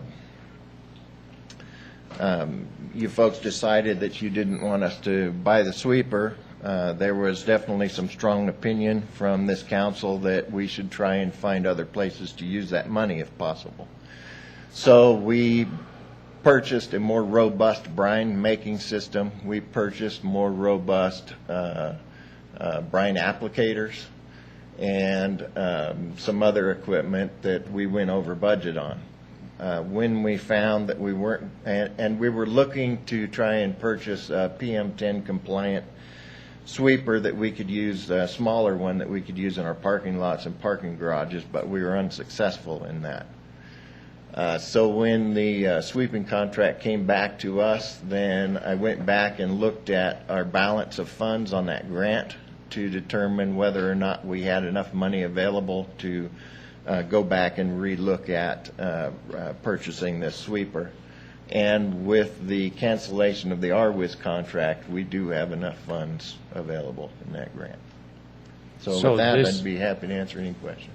So this is the same grant that you came to us 13 months ago? Yes, it is. The money hasn't changed? It hasn't changed. Still on the list? Yes, sir. And so the original vote of the council was that this item failed? Correct. And who brought it back? Who on the council brought it back? I believe once you have an agenda item that's failed the council, you can't bring it back unless one of the council people bring it back. And I think we need the help of our city attorney to address that question. Whether or not, I was talking with the question is whether or not the matter can be brought back to the city council. Once an item is either passed or failed, does it not require a member of the council to bring that back, that same agenda item back again? Well, obviously, it's the city manager who's in charge of the agenda. And I would submit that the circumstances, funding, a lot of different things have changed, although maybe collaterally to the original item, but nevertheless, a new need has arisen pursuant to a new funding source, or at least a revised funding source. So I really don't see a problem with bringing it back. Mr. City Manager, you approved this item, correct? Yes, this item was approved by the manager's office. Sure. So I really don't see a problem with it. Okay, so I want to make sure that our policy in the city of Sparks is that no matter an item passes or fails, we can bring it back to the council as many times as we want to, as long as the city manager agrees to do that. You know, I don't think this is the same item, though, sir. I think this is maybe the same subject matter, but we've got a new need, a new set of circumstances, and certainly something that the city council is free to consider under these circumstances. You know, this may be my fault, because after we turned it down, we were talking, and after the contract failed, I had asked Mr. Corman if the street sweeper was still available. And at the time, you said, no, you didn't think so, but you'd check onto it. So I'll take the blame, whatever you want, that I had asked him to bring it forth if we could do it again. Aha, mystery solved. Mr. Kerrigan's next. No, I was going to say that on this, I voted no on this before because circumstances were different. We had a bid out for a company to come and street sweep. I didn't see the need for a street sweeper since we were out of street sweeping business. Now we're back in the streets. Whatever that business is that I can't say right now. But anyway, to me, I'm willing to support this because it's the same pot of money. We turned it down for a reason at that time that's changed. So I could support this. Mr. Lawson. I'm with Councilman Smith. I also said, was there a way we could do this? I voted in the affirmative the first time around, but if we need a sponsor to bring it back to council, I'm volunteering right now, so no. I think our attorney has stated on the record that this is a legal item to be on the agenda, so I think we can go with that. I don't vote, but I would support this too. I think it should have been supported in the first place. It's something that we need in the future. I think in speaking to Mr. Martini, we've talked about the EPA being on our rear end and not being able to sweep the streets as good as we should because of what we laid down after snow removal and all those kind of things. This was something that we needed before, not just now. So I think it's something we should do. Mayor Martini, if I might have a few moments. Good, yeah, but first I got a question from Mr. Kerrigan. No, I was ready to make a motion. Okay. Stop it all and just say I make a motion that we approve. Do I have a second? Second. Moved by Mr. Kerrigan, seconded by Mr. Smith to approve. Any further discussion? Seeing none? We got to take off the camera. Seeing none, please vote.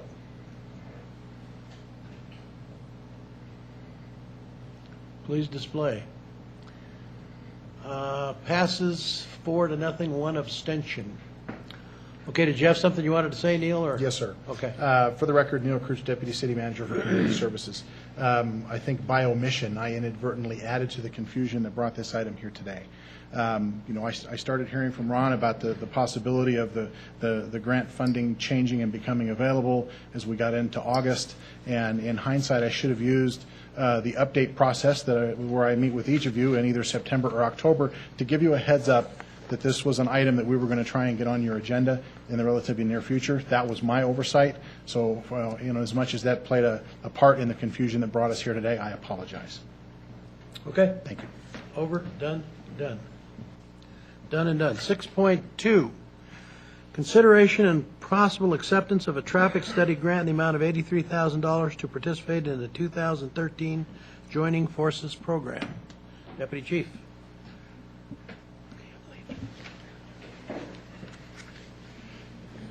Good afternoon, Mayor, members of council. This is just our yearly opportunity to come before you for the acceptance of our Office of Traffic Safety Joining Forces grant process.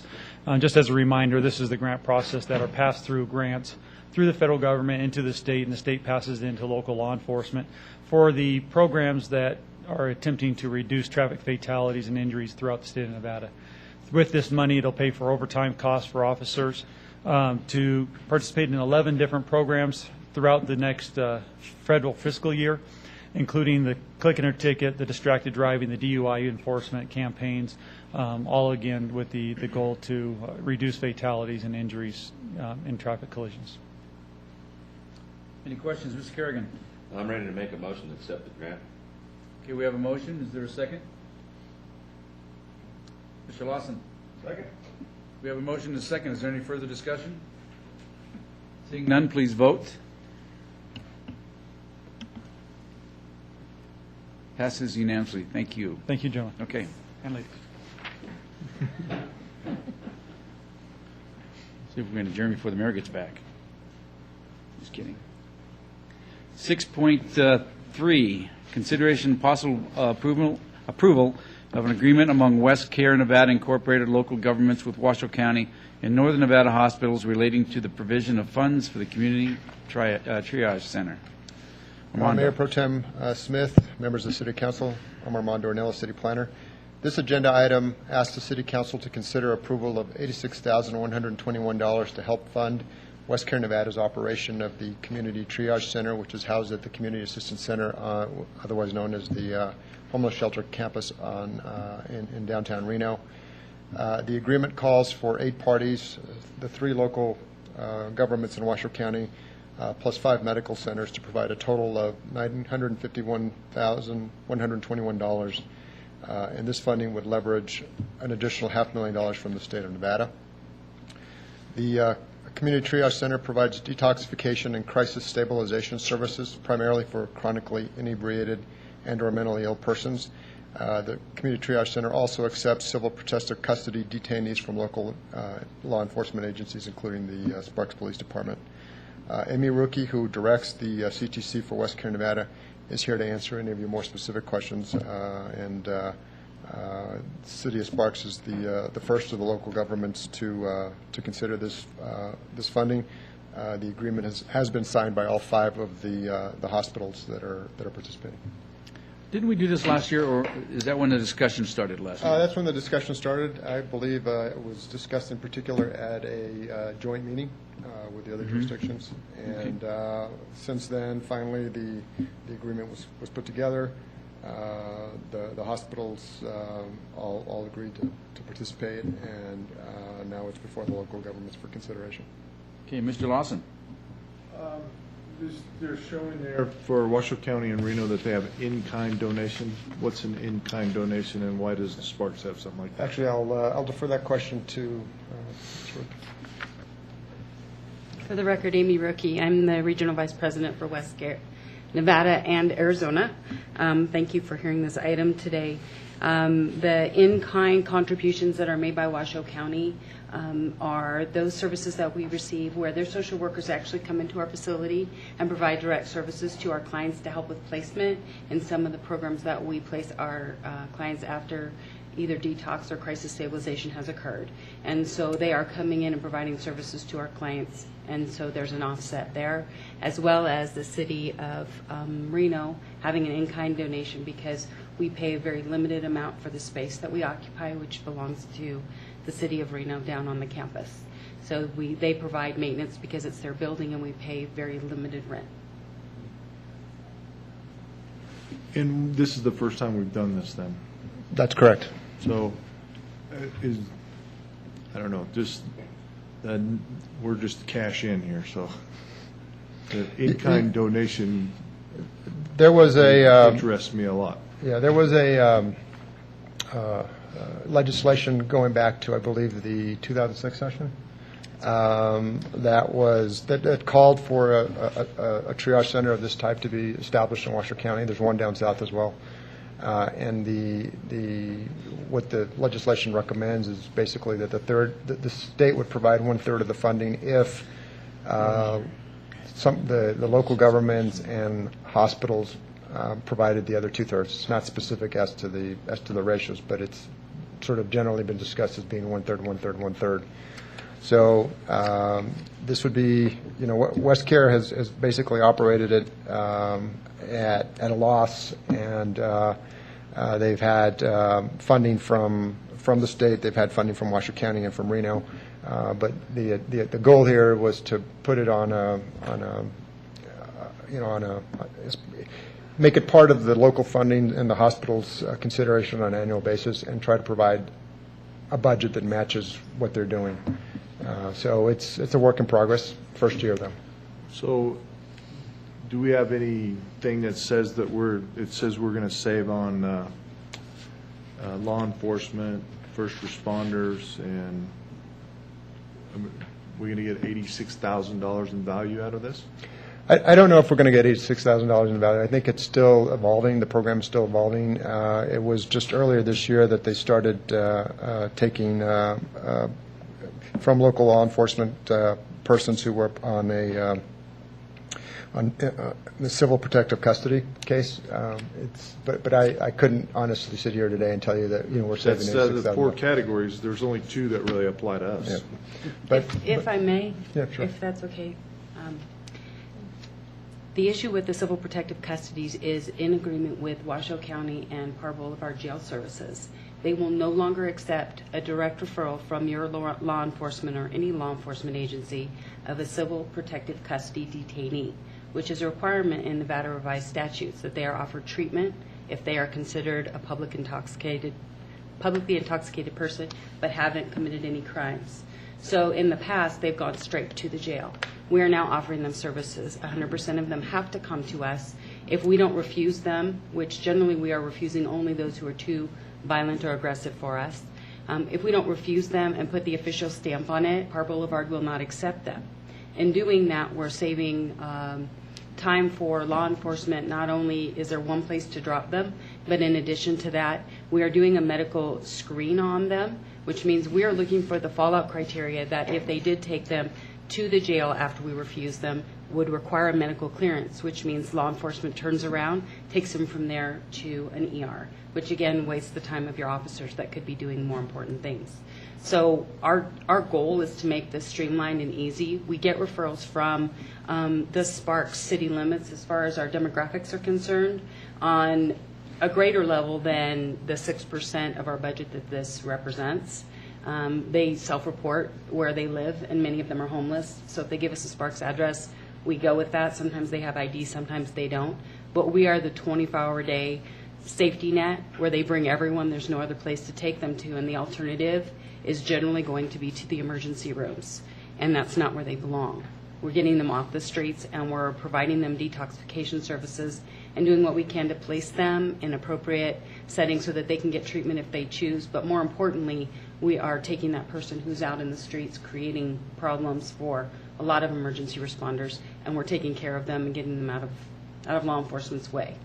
And so I believe if you were to have a conversation with your chief of police, he knows that we've been working with not only law enforcement but also with the state mental health agency to streamline this process even further. I know Dr. Tracy Green, the state mental health officer, has been working with him as well. So we're moving really swiftly towards a system that's really one-stop shop for these folks. So they really just end up stopping in one place, and they're not law enforcement's issue any longer. They're ours. I'm not going to put the deputy chief on the spot, so that's enough. No, it's, we have other questions first, before that. Ms. Ratty? I just, I guess a comment. When we had this, I remember this pretty specifically at the joint meeting, and the big hang-up at the joint meeting was whether or not the hospitals were going to be in. And I believe that the outcome from the joint meeting was, let's do this, but we all want to fairly pay our own share. And so what I hear is that the hospitals came on board, and that Reno and the county are in for both cash and in-kind, and the county's cash is $190,000, and the city of Reno's cash is $175,000. And I want to call you Ms. Ruki. The in-kind piece is a pretty common mechanism in grants to take what you're already doing and would already be doing and leverage that to get the match, right? I mean, isn't right. that? And that's the requirement that we pull down the $500,000 that's dedicated to us from the state mental health agency. So we have to show 2 for $1 in order for us to be able to take that. And what's interesting in the legislation is it has to be funds that are either from a hospital or a local jurisdiction. Mhm. There's no gray. And And so those are. Funds or direct services, because that's Yes. where the in-kind piece Yes. comes into play. That if and the Sparks, reduction in rent that we receive in the location. so if Sparks had social workers or a building to give you, you could be using that to credit towards that match as well, correct? Absolutely. We just don't have anything that meets the in-kind criteria. Currently. It doesn't mean Currently. we won't look for that in the future, absolutely. Our relationship has been building, working with Armando, and we have a Community Triage Center Oversight Committee that meets monthly that discusses the hospital and the jurisdictions, not only the contributions, but also their expectations of what we are doing for the money that we receive. And that's meeting on a monthly basis now as well. But the idea behind this whole program is to get to the most cost-effective care that's appropriate for the client. That's correct. Mr. Kerrigan. Just one question. What fund is this coming out of from City of Sparks? You just had a number. It would be the general fund, Councilman Kerrigan. There's an offset, if you will, here, and I think maybe this goes to a question I would anticipate from Councilman Schmidt, and that has to do with funds that, general fund monies that in the previous fiscal year we were using to fund the Washoe County Human Services Consortium grantees. That consortium has essentially been suspended or disbanded, and so the amount is equivalent to what we provided for that in the previous fiscal year. Yeah, thanks. Mr. Schmidt? Thank you, Mr. Mayor. I've got a whole lot of things on there. This is an item that you should probably have an accountant go ahead and review, because I think there's all kinds of flaws in your assumptions when it comes to in-kind services and stuff. So I'll just kind of break down some of these things and show you what you're saying and what the way I look at things when it comes to numbers. You're saying Washoe County's social services people are going and giving in-kind services to offset your cost. That's correct. 1/4 of those costs are covered by the City of Sparks in our tax system. Our residents are paying for that already. We're not getting credit for that. City of Reno saying that their cost of maintenance of the building, and I want to go ahead and back up, Armando, you're saying we don't contribute any more to the downtown center in any form at all? Councilman Schmidt, the City of Sparks is providing operational dollars for the contractor who is providing services in the Community Assistance Center. That's about $200,000 a year. No, it's about $100,000 a year. About $100,000 a year. Now, pardon me? 100? Right around 100. Yeah. 96, 98, something like that. And so the maintenance agreement with the City of Reno, City of Reno is providing maintenances for free for that building, or is it the contractor providing the maintenance being reimbursed by the City of Reno?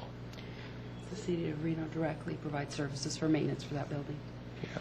I'd like to just go ahead and see how that agreement is playing on out. How's that? Because that's not my understanding of it. The contractor has it with the building on over there. So the taxpayers of City of Sparks are already paying for some of these services. Now, again, I'm going to get into financial. If we're going to take and pay $86,000, what is our cost benefit? That's where I heard two people's name, the fire chief and the police chief. They're the one that's going to get the cost benefit of that. Correct? That is, yes. I believe that you will be able to see a reduction in the number of people on the streets of Sparks because we accept those folks from not only Northern Nevada Medical Center, but local law enforcement who bring them directly to us. So you're saying that they should see a reduction in cost? I don't have the advantage of reviewing their budget to tell you that they will. I'm telling you that we are working on creating a system of care that overall creates operational efficiencies for many in our community, including your law enforcement and emergency responders. Deputy Chief, do you see a reduction in cost?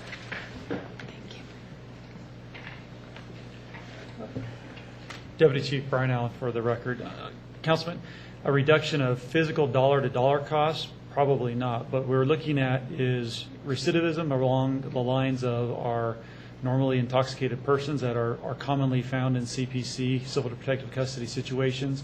We're talking about time of the officer spending time at the jail in the booking process, spending time at the ER trying to get someone medically cleared to get into the booking facility.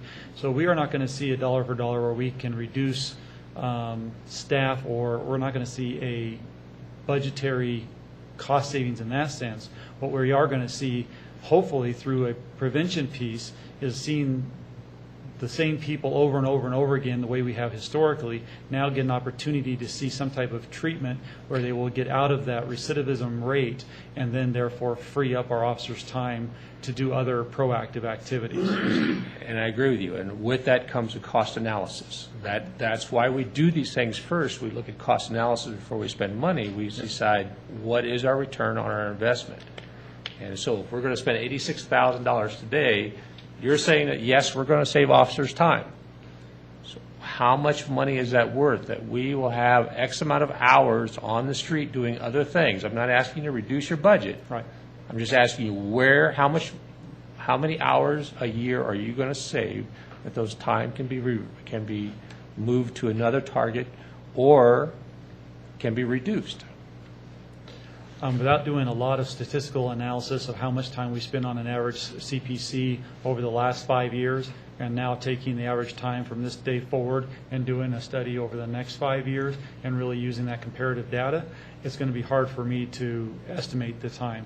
I can say that through the partnerships we have with WestCare and the center, two different things. We believe that it will help. And again, that crime prevention piece is very hard to quantify at times. The other part of this is we are statistically by statute required, if there is a facility like WestCare's, we are required to go there first prior to going to a detention facility. We don't have a choice. Then I'll make the question blunt and direct. Mm-hmm. Will you write a check out of your account for $86,000? Again, I can't quantify that amount. Is it worth it you to do that? Would this investment worth your department? I believe it's worth the city of Sparks to help assist fund a regional effort such as this, but that we are statutorily required to participate in. But out of somebody else's budget. You won't do it out of your budget. And we can. Well, indirectly, it comes out of your budget because it comes out of the general fund, which everybody's funded out of the general fund. So, I mean, what budget is being reduced, and that is a budgetary decision that's made by the city. Thank you very much. You know, to me, if we look at the big picture, this saves money in other areas just than in Sparks. First of all, we've got a problem. We don't have a huge problem in Sparks right now with homeless people, I don't think. That's my perception. But it is a problem out there. There's people out there that need help and need assistance. $81,000 or $86,000 is pretty cheap. When you look at what the officers and the firemen can benefit from this by knowing where they can take someone that's in this state and get them off the street, not having to transport them 3 or 4 different spots before they figure out what the hell they're going to do with them. Secondly, if you look at the long run, how expensive it is to take them to emergency, we're looking at rates in your hospitals that might be lower and benefit everyone in the community by not having to take them to that facility, but taking to someone that are professionals, know what they do, handle these people every day, on and in the community. So, you know, we don't have a huge problem, but could we have a huge problem in Sparks and homeless? Absolutely, if we don't take care of them. Ms. Ratty.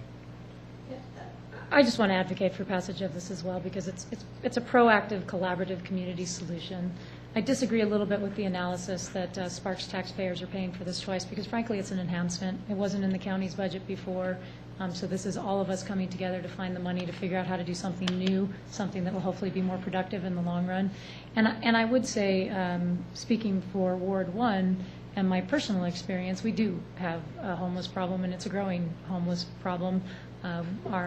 Our businesses down on Victorian Square are affected by it. We've been contacted by the museum in terms of some of the challenges that they're having in their area. I can tell you I see it on a daily basis in the parks, in the urban core.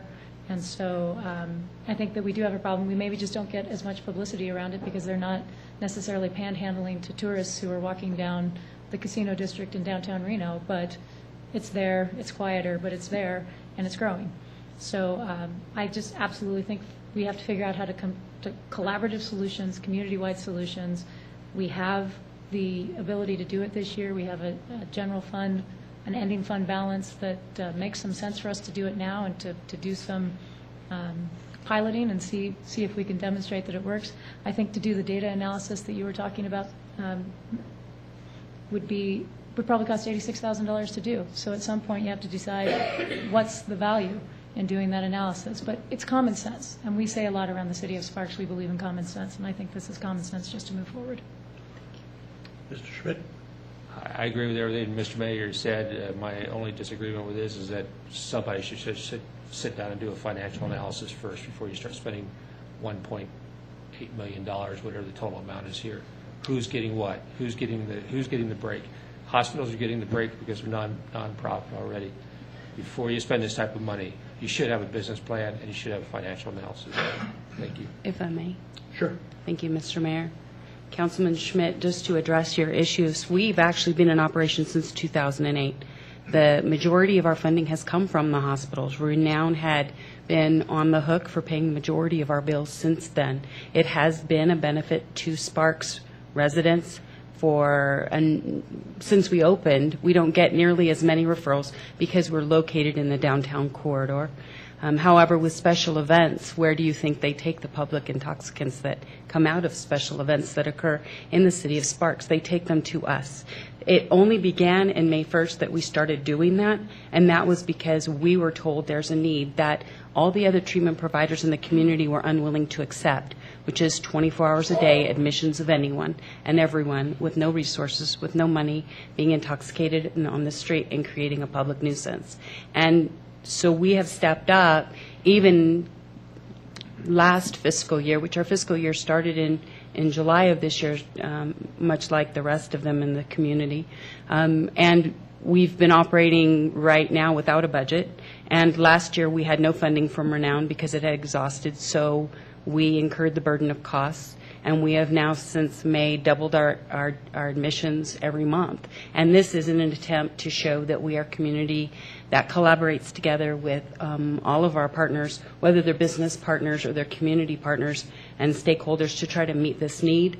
We're working on several initiatives with, as I mentioned, the state, including being able to start doing medical clearances out of the NAMS facility, Northern Nevada Adult Mental Health, so that REMSA, who is also a partner of ours, will start dropping there, and my staff will perform medical clearances out of that facility, so that, again, even those on illegal 2000 will be cleared by my staff, not incurring any greater costs, but the intent is that we're meeting the community's needs and making this as reasonable a system as possible. And then my goal will be to take this and replicate it in Southern Nevada, which will be quite a bit larger of a mountain to climb. Mr. Schmidt? Thank you, Mr. Mayor. Just make sure I heard this correct, is that we're reducing Renown's Health's total cost contribution for this project. That is not, that's inaccurate. How much did they pay last year and how much are they going to pay this year? They paid $0 last year. Okay. How much did they pay the year before? They paid $500,000. So now how much are they paying next year? They are paying 1/5 of the hospital contribution. I don't have the exact number, but it's close to $150,000 if I recollect. Because I need to make sure I can tell the taxpayers that their $86,000 cost is going to help offset somebody else's profits. Because I think this is, if they're paying $500, then why aren't they continue paying $500? So if I may, that was a decision that was made based on the utilization of a bond rating for building one of their facilities, an agreement they had with the city of Reno. It's my understanding that they were asked to make a 5-year commitment, and beyond that, there was no contribution that needed to be made from there on out. We have been in the community to help everyone regardless of their contribution. And again, this is taking it back to the original intent of the legislation that came forward, which is the local jurisdictions will support 1/3 of the responsibility of this program as identified as a need in the community, the hospitals sharing 1/3. We have engaged additional hospitals this time. In the past, Northern Nevada Medical Center, UHS at West Hills, as well as Carson Tahoe Regional Healthcare had not participated, and they now are, because we believe it's a regional problem. So we are doing everything we can to look at alternative fundings for future. And I appreciate that. I just want to, where I'm coming from with this is that what you're asking me to do is to invest in your firm, $86,000, in a firm that has been on a program for 4 years, doesn't have financial data to go ahead and show the cost benefit of every dollar that's been spent to this community, and is operating in a fiscal year with no budgets. I can't make that investment. If you're asking for fiscal data that shows how every dollar is spent, I absolutely can provide that to you. Return on investment. What does it mean to the community? If this community has been involved in this program for 4 years now, what is that doing to my chief's budget for the police department? What's that doing to my fire chief? How does that affect our budget in the city? I will tell you that we have started a pilot project 2 years ago with what we called the serial inebriates, the chronic inebriates that were identified as the highest system users. We are a part of that program. With that, we initially started January 1st of 2011, and we intended to take 10 people in a pilot project to see if the people who are the worst of the worst, creating the biggest cost to everyone, the jails, law enforcement, the hospitals, everyone, and pull them out of that system and give them housing through a partnership with Catholic Charities, a partnership with Washoe County Social Services. We've seen approximately 130 people go through that program, and people who weren't able to be sober for a day at a time have been sober for months and sometimes a year now at a time, because we have wrapped the services around those folks. And we've actually seen in the very first 12 months, when we did a look back on the cost to the community from all of those systems, of those folks we've taken into this program versus the current year, we saw a savings to the system of more than $5 million. So there absolutely is a study. We can get you all that data. These are the folks that, again, incur costs with all of the community resources. That's what we asked for, is all that data to go ahead and support your cause. Ms. Ratty, I'd like to make a motion. please. I move to approve the funding agreement between the City of Sparks, City of Reno, Washoe County, and 5 Northern Nevada hospitals for West Garrett, Nevada's operation of the Community Triage Center. Do you have a second? Mr. Smith? Second. It's been moved by Councilwoman Ratty, seconded by Councilman Smith to approve Agenda Item 6.3 with West Garrett, Nevada. Any further discussion? Seeing none, please vote.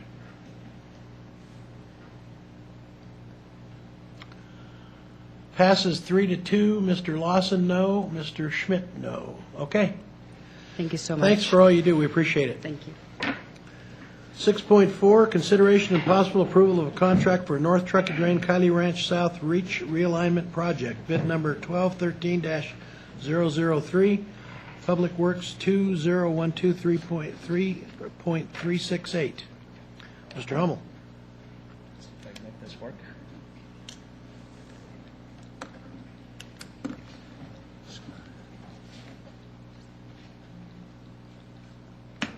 Yes, good afternoon, Mr.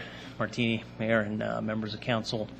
This item before you is realignment of about 3,100 feet of the North Truckee Drain between Los Altos Parkway and Tree Swallow Lane on the south end here.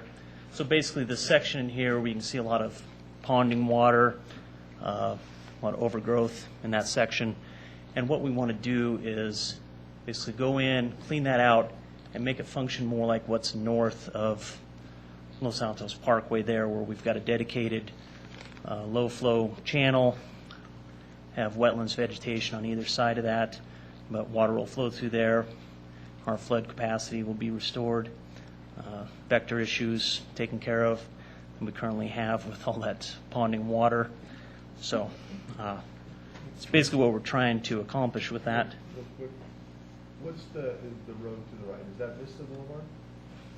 Yeah. This road right here? No, to the right. All the way to the right. Right there is Sparks Boulevard.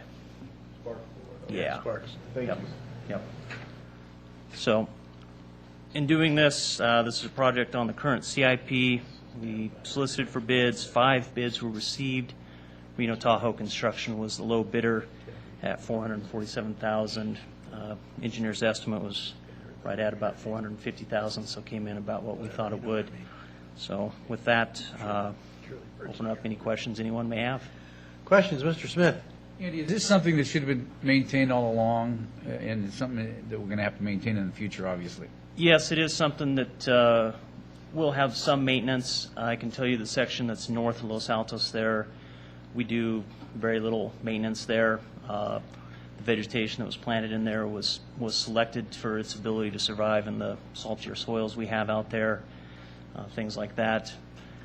With the channel we have there now, as much water is held in there, we really can't even get down there to maintain it. If we put a piece of equipment down there, we're probably going to bury it. And it's above ground, it's above ground. Yeah, exactly. So by coming in there and getting a dedicated low-flow channel, and then the essentially the bottoms of the channel next to that, we'll have about 10 feet of vegetation we'll replant, and then beyond that will be native grasses and sagebrush that we'll be able to get down there and actually And they're take going to care of dredge that it, channel. they're going to dredge it also. Yeah, they'll go in and remove a lot of that vegetation and then restore that channel to an appropriate grade. Thank you. Questions? Okay, looking for a motion. Mr. Smith? I move to award the North Truckee Drain Kylie Ranch South Reach Realignment Project bid number 12-13-003. I guess I have to read the what? PWPWA 2012368 to Reno Tahoe Construction in the amount of $447,701.30. Mr. Lawson? Second. Moved by Councilman Smith, seconded by Councilman Lawson to approve agenda item 6.4 as outlined by staff. Any further discussion? Seeing none, please vote. Passes unanimously. Thanks, Andy. 8.1, public hearing, consideration of possible action on resolution number 3224, revising fees for development services provided by the City of Sparks, and specifically considering fees for special use permits, site plan reviews, code amendments, and expired tentative subdivision maps. Mr. Rundle. Rundle, Senior Planner. We're here today because the agreement that the City Council approved about a year ago is expiring now, and that is the fee schedule that planning uses to assess fees for site plan reviews and special use permits. And so to remind the council, last year we amended the fees. For example, a special use permit was around $14,000. We changed it, the City Council changed it to a $1,250 deposit. We charge our time and materials toward that deposit, and then there's an amount not to exceed of essentially $7,500. We've been using that process for approximately a year, and there hasn't been enough analysis done for us to present to you today. We'd like to take the analysis. We'd like the council to continue the resolution so we can continue to utilize the fees as the council approved a year ago. Take the fees to the Development Services Users Group, get input from them, bring it back to the council with an analysis of how the fees have worked over the last year and input from the DSUG. And that concludes my presentation. Questions? Ms. Ratty? You were quick. Is it that you haven't had enough permits to get to meaningful analysis, or is it that you haven't had time to do the analysis yet? We haven't had time to do the analysis. Okay, thank you. Mr. Lawson? Just some housekeeping. Is looking on the internet, we have 4 attachments on the attached files. And if you look at the first one in line, it has a schedule that is quite confusing. Yeah. The second one, and then you have 2 and 2. So the one we're looking at, that is the correct one, is the second one in. Yes. Yeah, that's the one that looks like an Excel spreadsheet and is cleaner. There's no line out, strikeout. The way it got included in there was last year's resolution got included to reflect what you looked at last year, and it has some line out, strikeout, but ultimately that's not what the council approved. What the council approved was for site plan reviews, special use permits, and tentative maps, a deposit of $1,250 with amounts not to exceed of $7,495. And that is reflected in the spreadsheet, as Councilman Lawson has pointed out. And so, yeah, it is a little confusing, unintentionally confusing, though. So can you fix And that? so what I don't think we need to fix anything is still the resolution. If the council were to continue it today, it would be continued as it was approved a year ago. that it? That's it for me. Mr. Schmidt? Thank you, Mr. Mayor. One portion of this that I think that really needs to be done, and I like your path you can do it. We can approve it, go on, but I think going to the DSUG, take your data you have at the DSUG and let them go ahead, because we really ran into some real bogs with this last year because we didn't vet it through the user groups on out there. So I think that taking the data you have and going back to DSUG would be an appropriate path to take. Okay. Mr. Ratty, this is a public hearing item, and you can only ask one question on a public hearing item, so. Council, is that true? Mr. Ratty? So you're just asking for another year? No. Or to continue it until you can bring back evaluation?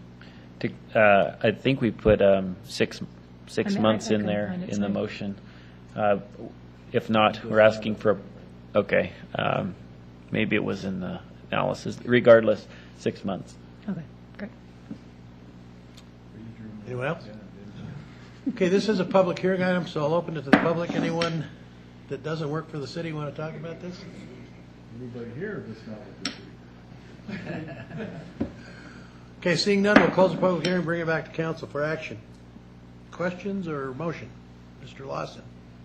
Well, I'm going to make a motion, but I'm going to give a quick comment. It's just my anecdotal evidence of me being out there in the development community and small business owners and telling them about this has really helped to improve the reputation of Sparks, and it's helped to say, wow, you guys are being progressive. So that, if nothing else, I think is good. So I know that we have a couple of problems with some of our guys, but those guys are going to be problems regardless, I'm sure. But so with that, I'll make a motion. I move to adopt the resolution number 3224, revisiting fees related to development services provided by the City of Sparks for special use permits, site plan review, code amendments, and review of expired tentative subdivision maps for the next 6 months. Mr. Schmidt? I'll second that, and with the same comments I made earlier today in the workshops. I have a motion by Mr. Lawson, seconded by Mr. Schmidt to approve agenda item 8.1, resolution number 3224. Any further discussion? Seeing none, please vote. Passed unanimously. Thanks, Jim. It's okay. Comments from the city council, city manager? Comments from the public? Whoop. That means the city manager has comments? I'm sorry, Mr. Mayor, if we could return, I have a couple of announcements regarding vacancies on committees I needed to start today. Appointments to the following committees will expire on December 31st of this year. We have 3 appointments to the Airport Noise Advisory Committee for a 2-year term, and 2 appointments to the Sparks Planning Commission for a 4-year term. Persons interested in serving on any of these committees should complete a community services application, which is available from our city clerk's office. You also may apply online at the city's website, which is www.cityofsparks.us. And these are both very good committees, and I'd encourage citizens to bring forth applications. Upon the close of the application period, the mayor will review the application and bring forward recommendations to the city council. Thank you, sir. Comments from the public? Okay, seeing no further business, we're adjourned. Okay, I'll call the order of Sparks Redevelopment Agency meeting for October the 22nd, 2012, with a roll call, please. Here. Agency members Ratty? Here. Lawson? Here. Smith? Oh, excuse me, Martini? Here. Kerrigan? Here. Schmidt? Here. Agency manager Carey? Here. Agency attorney Adams? Absent. Okay, I'll open it up to the public. Would anybody in the public like to speak at this time? Seeing none, I'll bring it back to the agency. 3.1, consideration. What? Consideration and possible approval of the minutes of the regular Sparks Redevelopment Agency meeting for September 24, 2012. Second. We have a motion and a second. Any further discussion? All in favor say aye. Aye. Opposed? Passes unanimously. unanimously. Number 4, report of claims and bills approved for payment appropriation transfers for the period ending September the 6th, 2012 through October 3rd, 2012. Move to approve, Mr. Chair. Second. We have a motion and a second. Any further discussion? All in favor say aye. Aye. Opposed? Passes unanimously. Number 5, comments. Comments from the agency. Anybody like to make a comment this time? Get down and open up to public comment. Anybody in the public wishing to speak at this time? Seeing none, we'll bring it back to the agency, and we are adjourned. Thank you.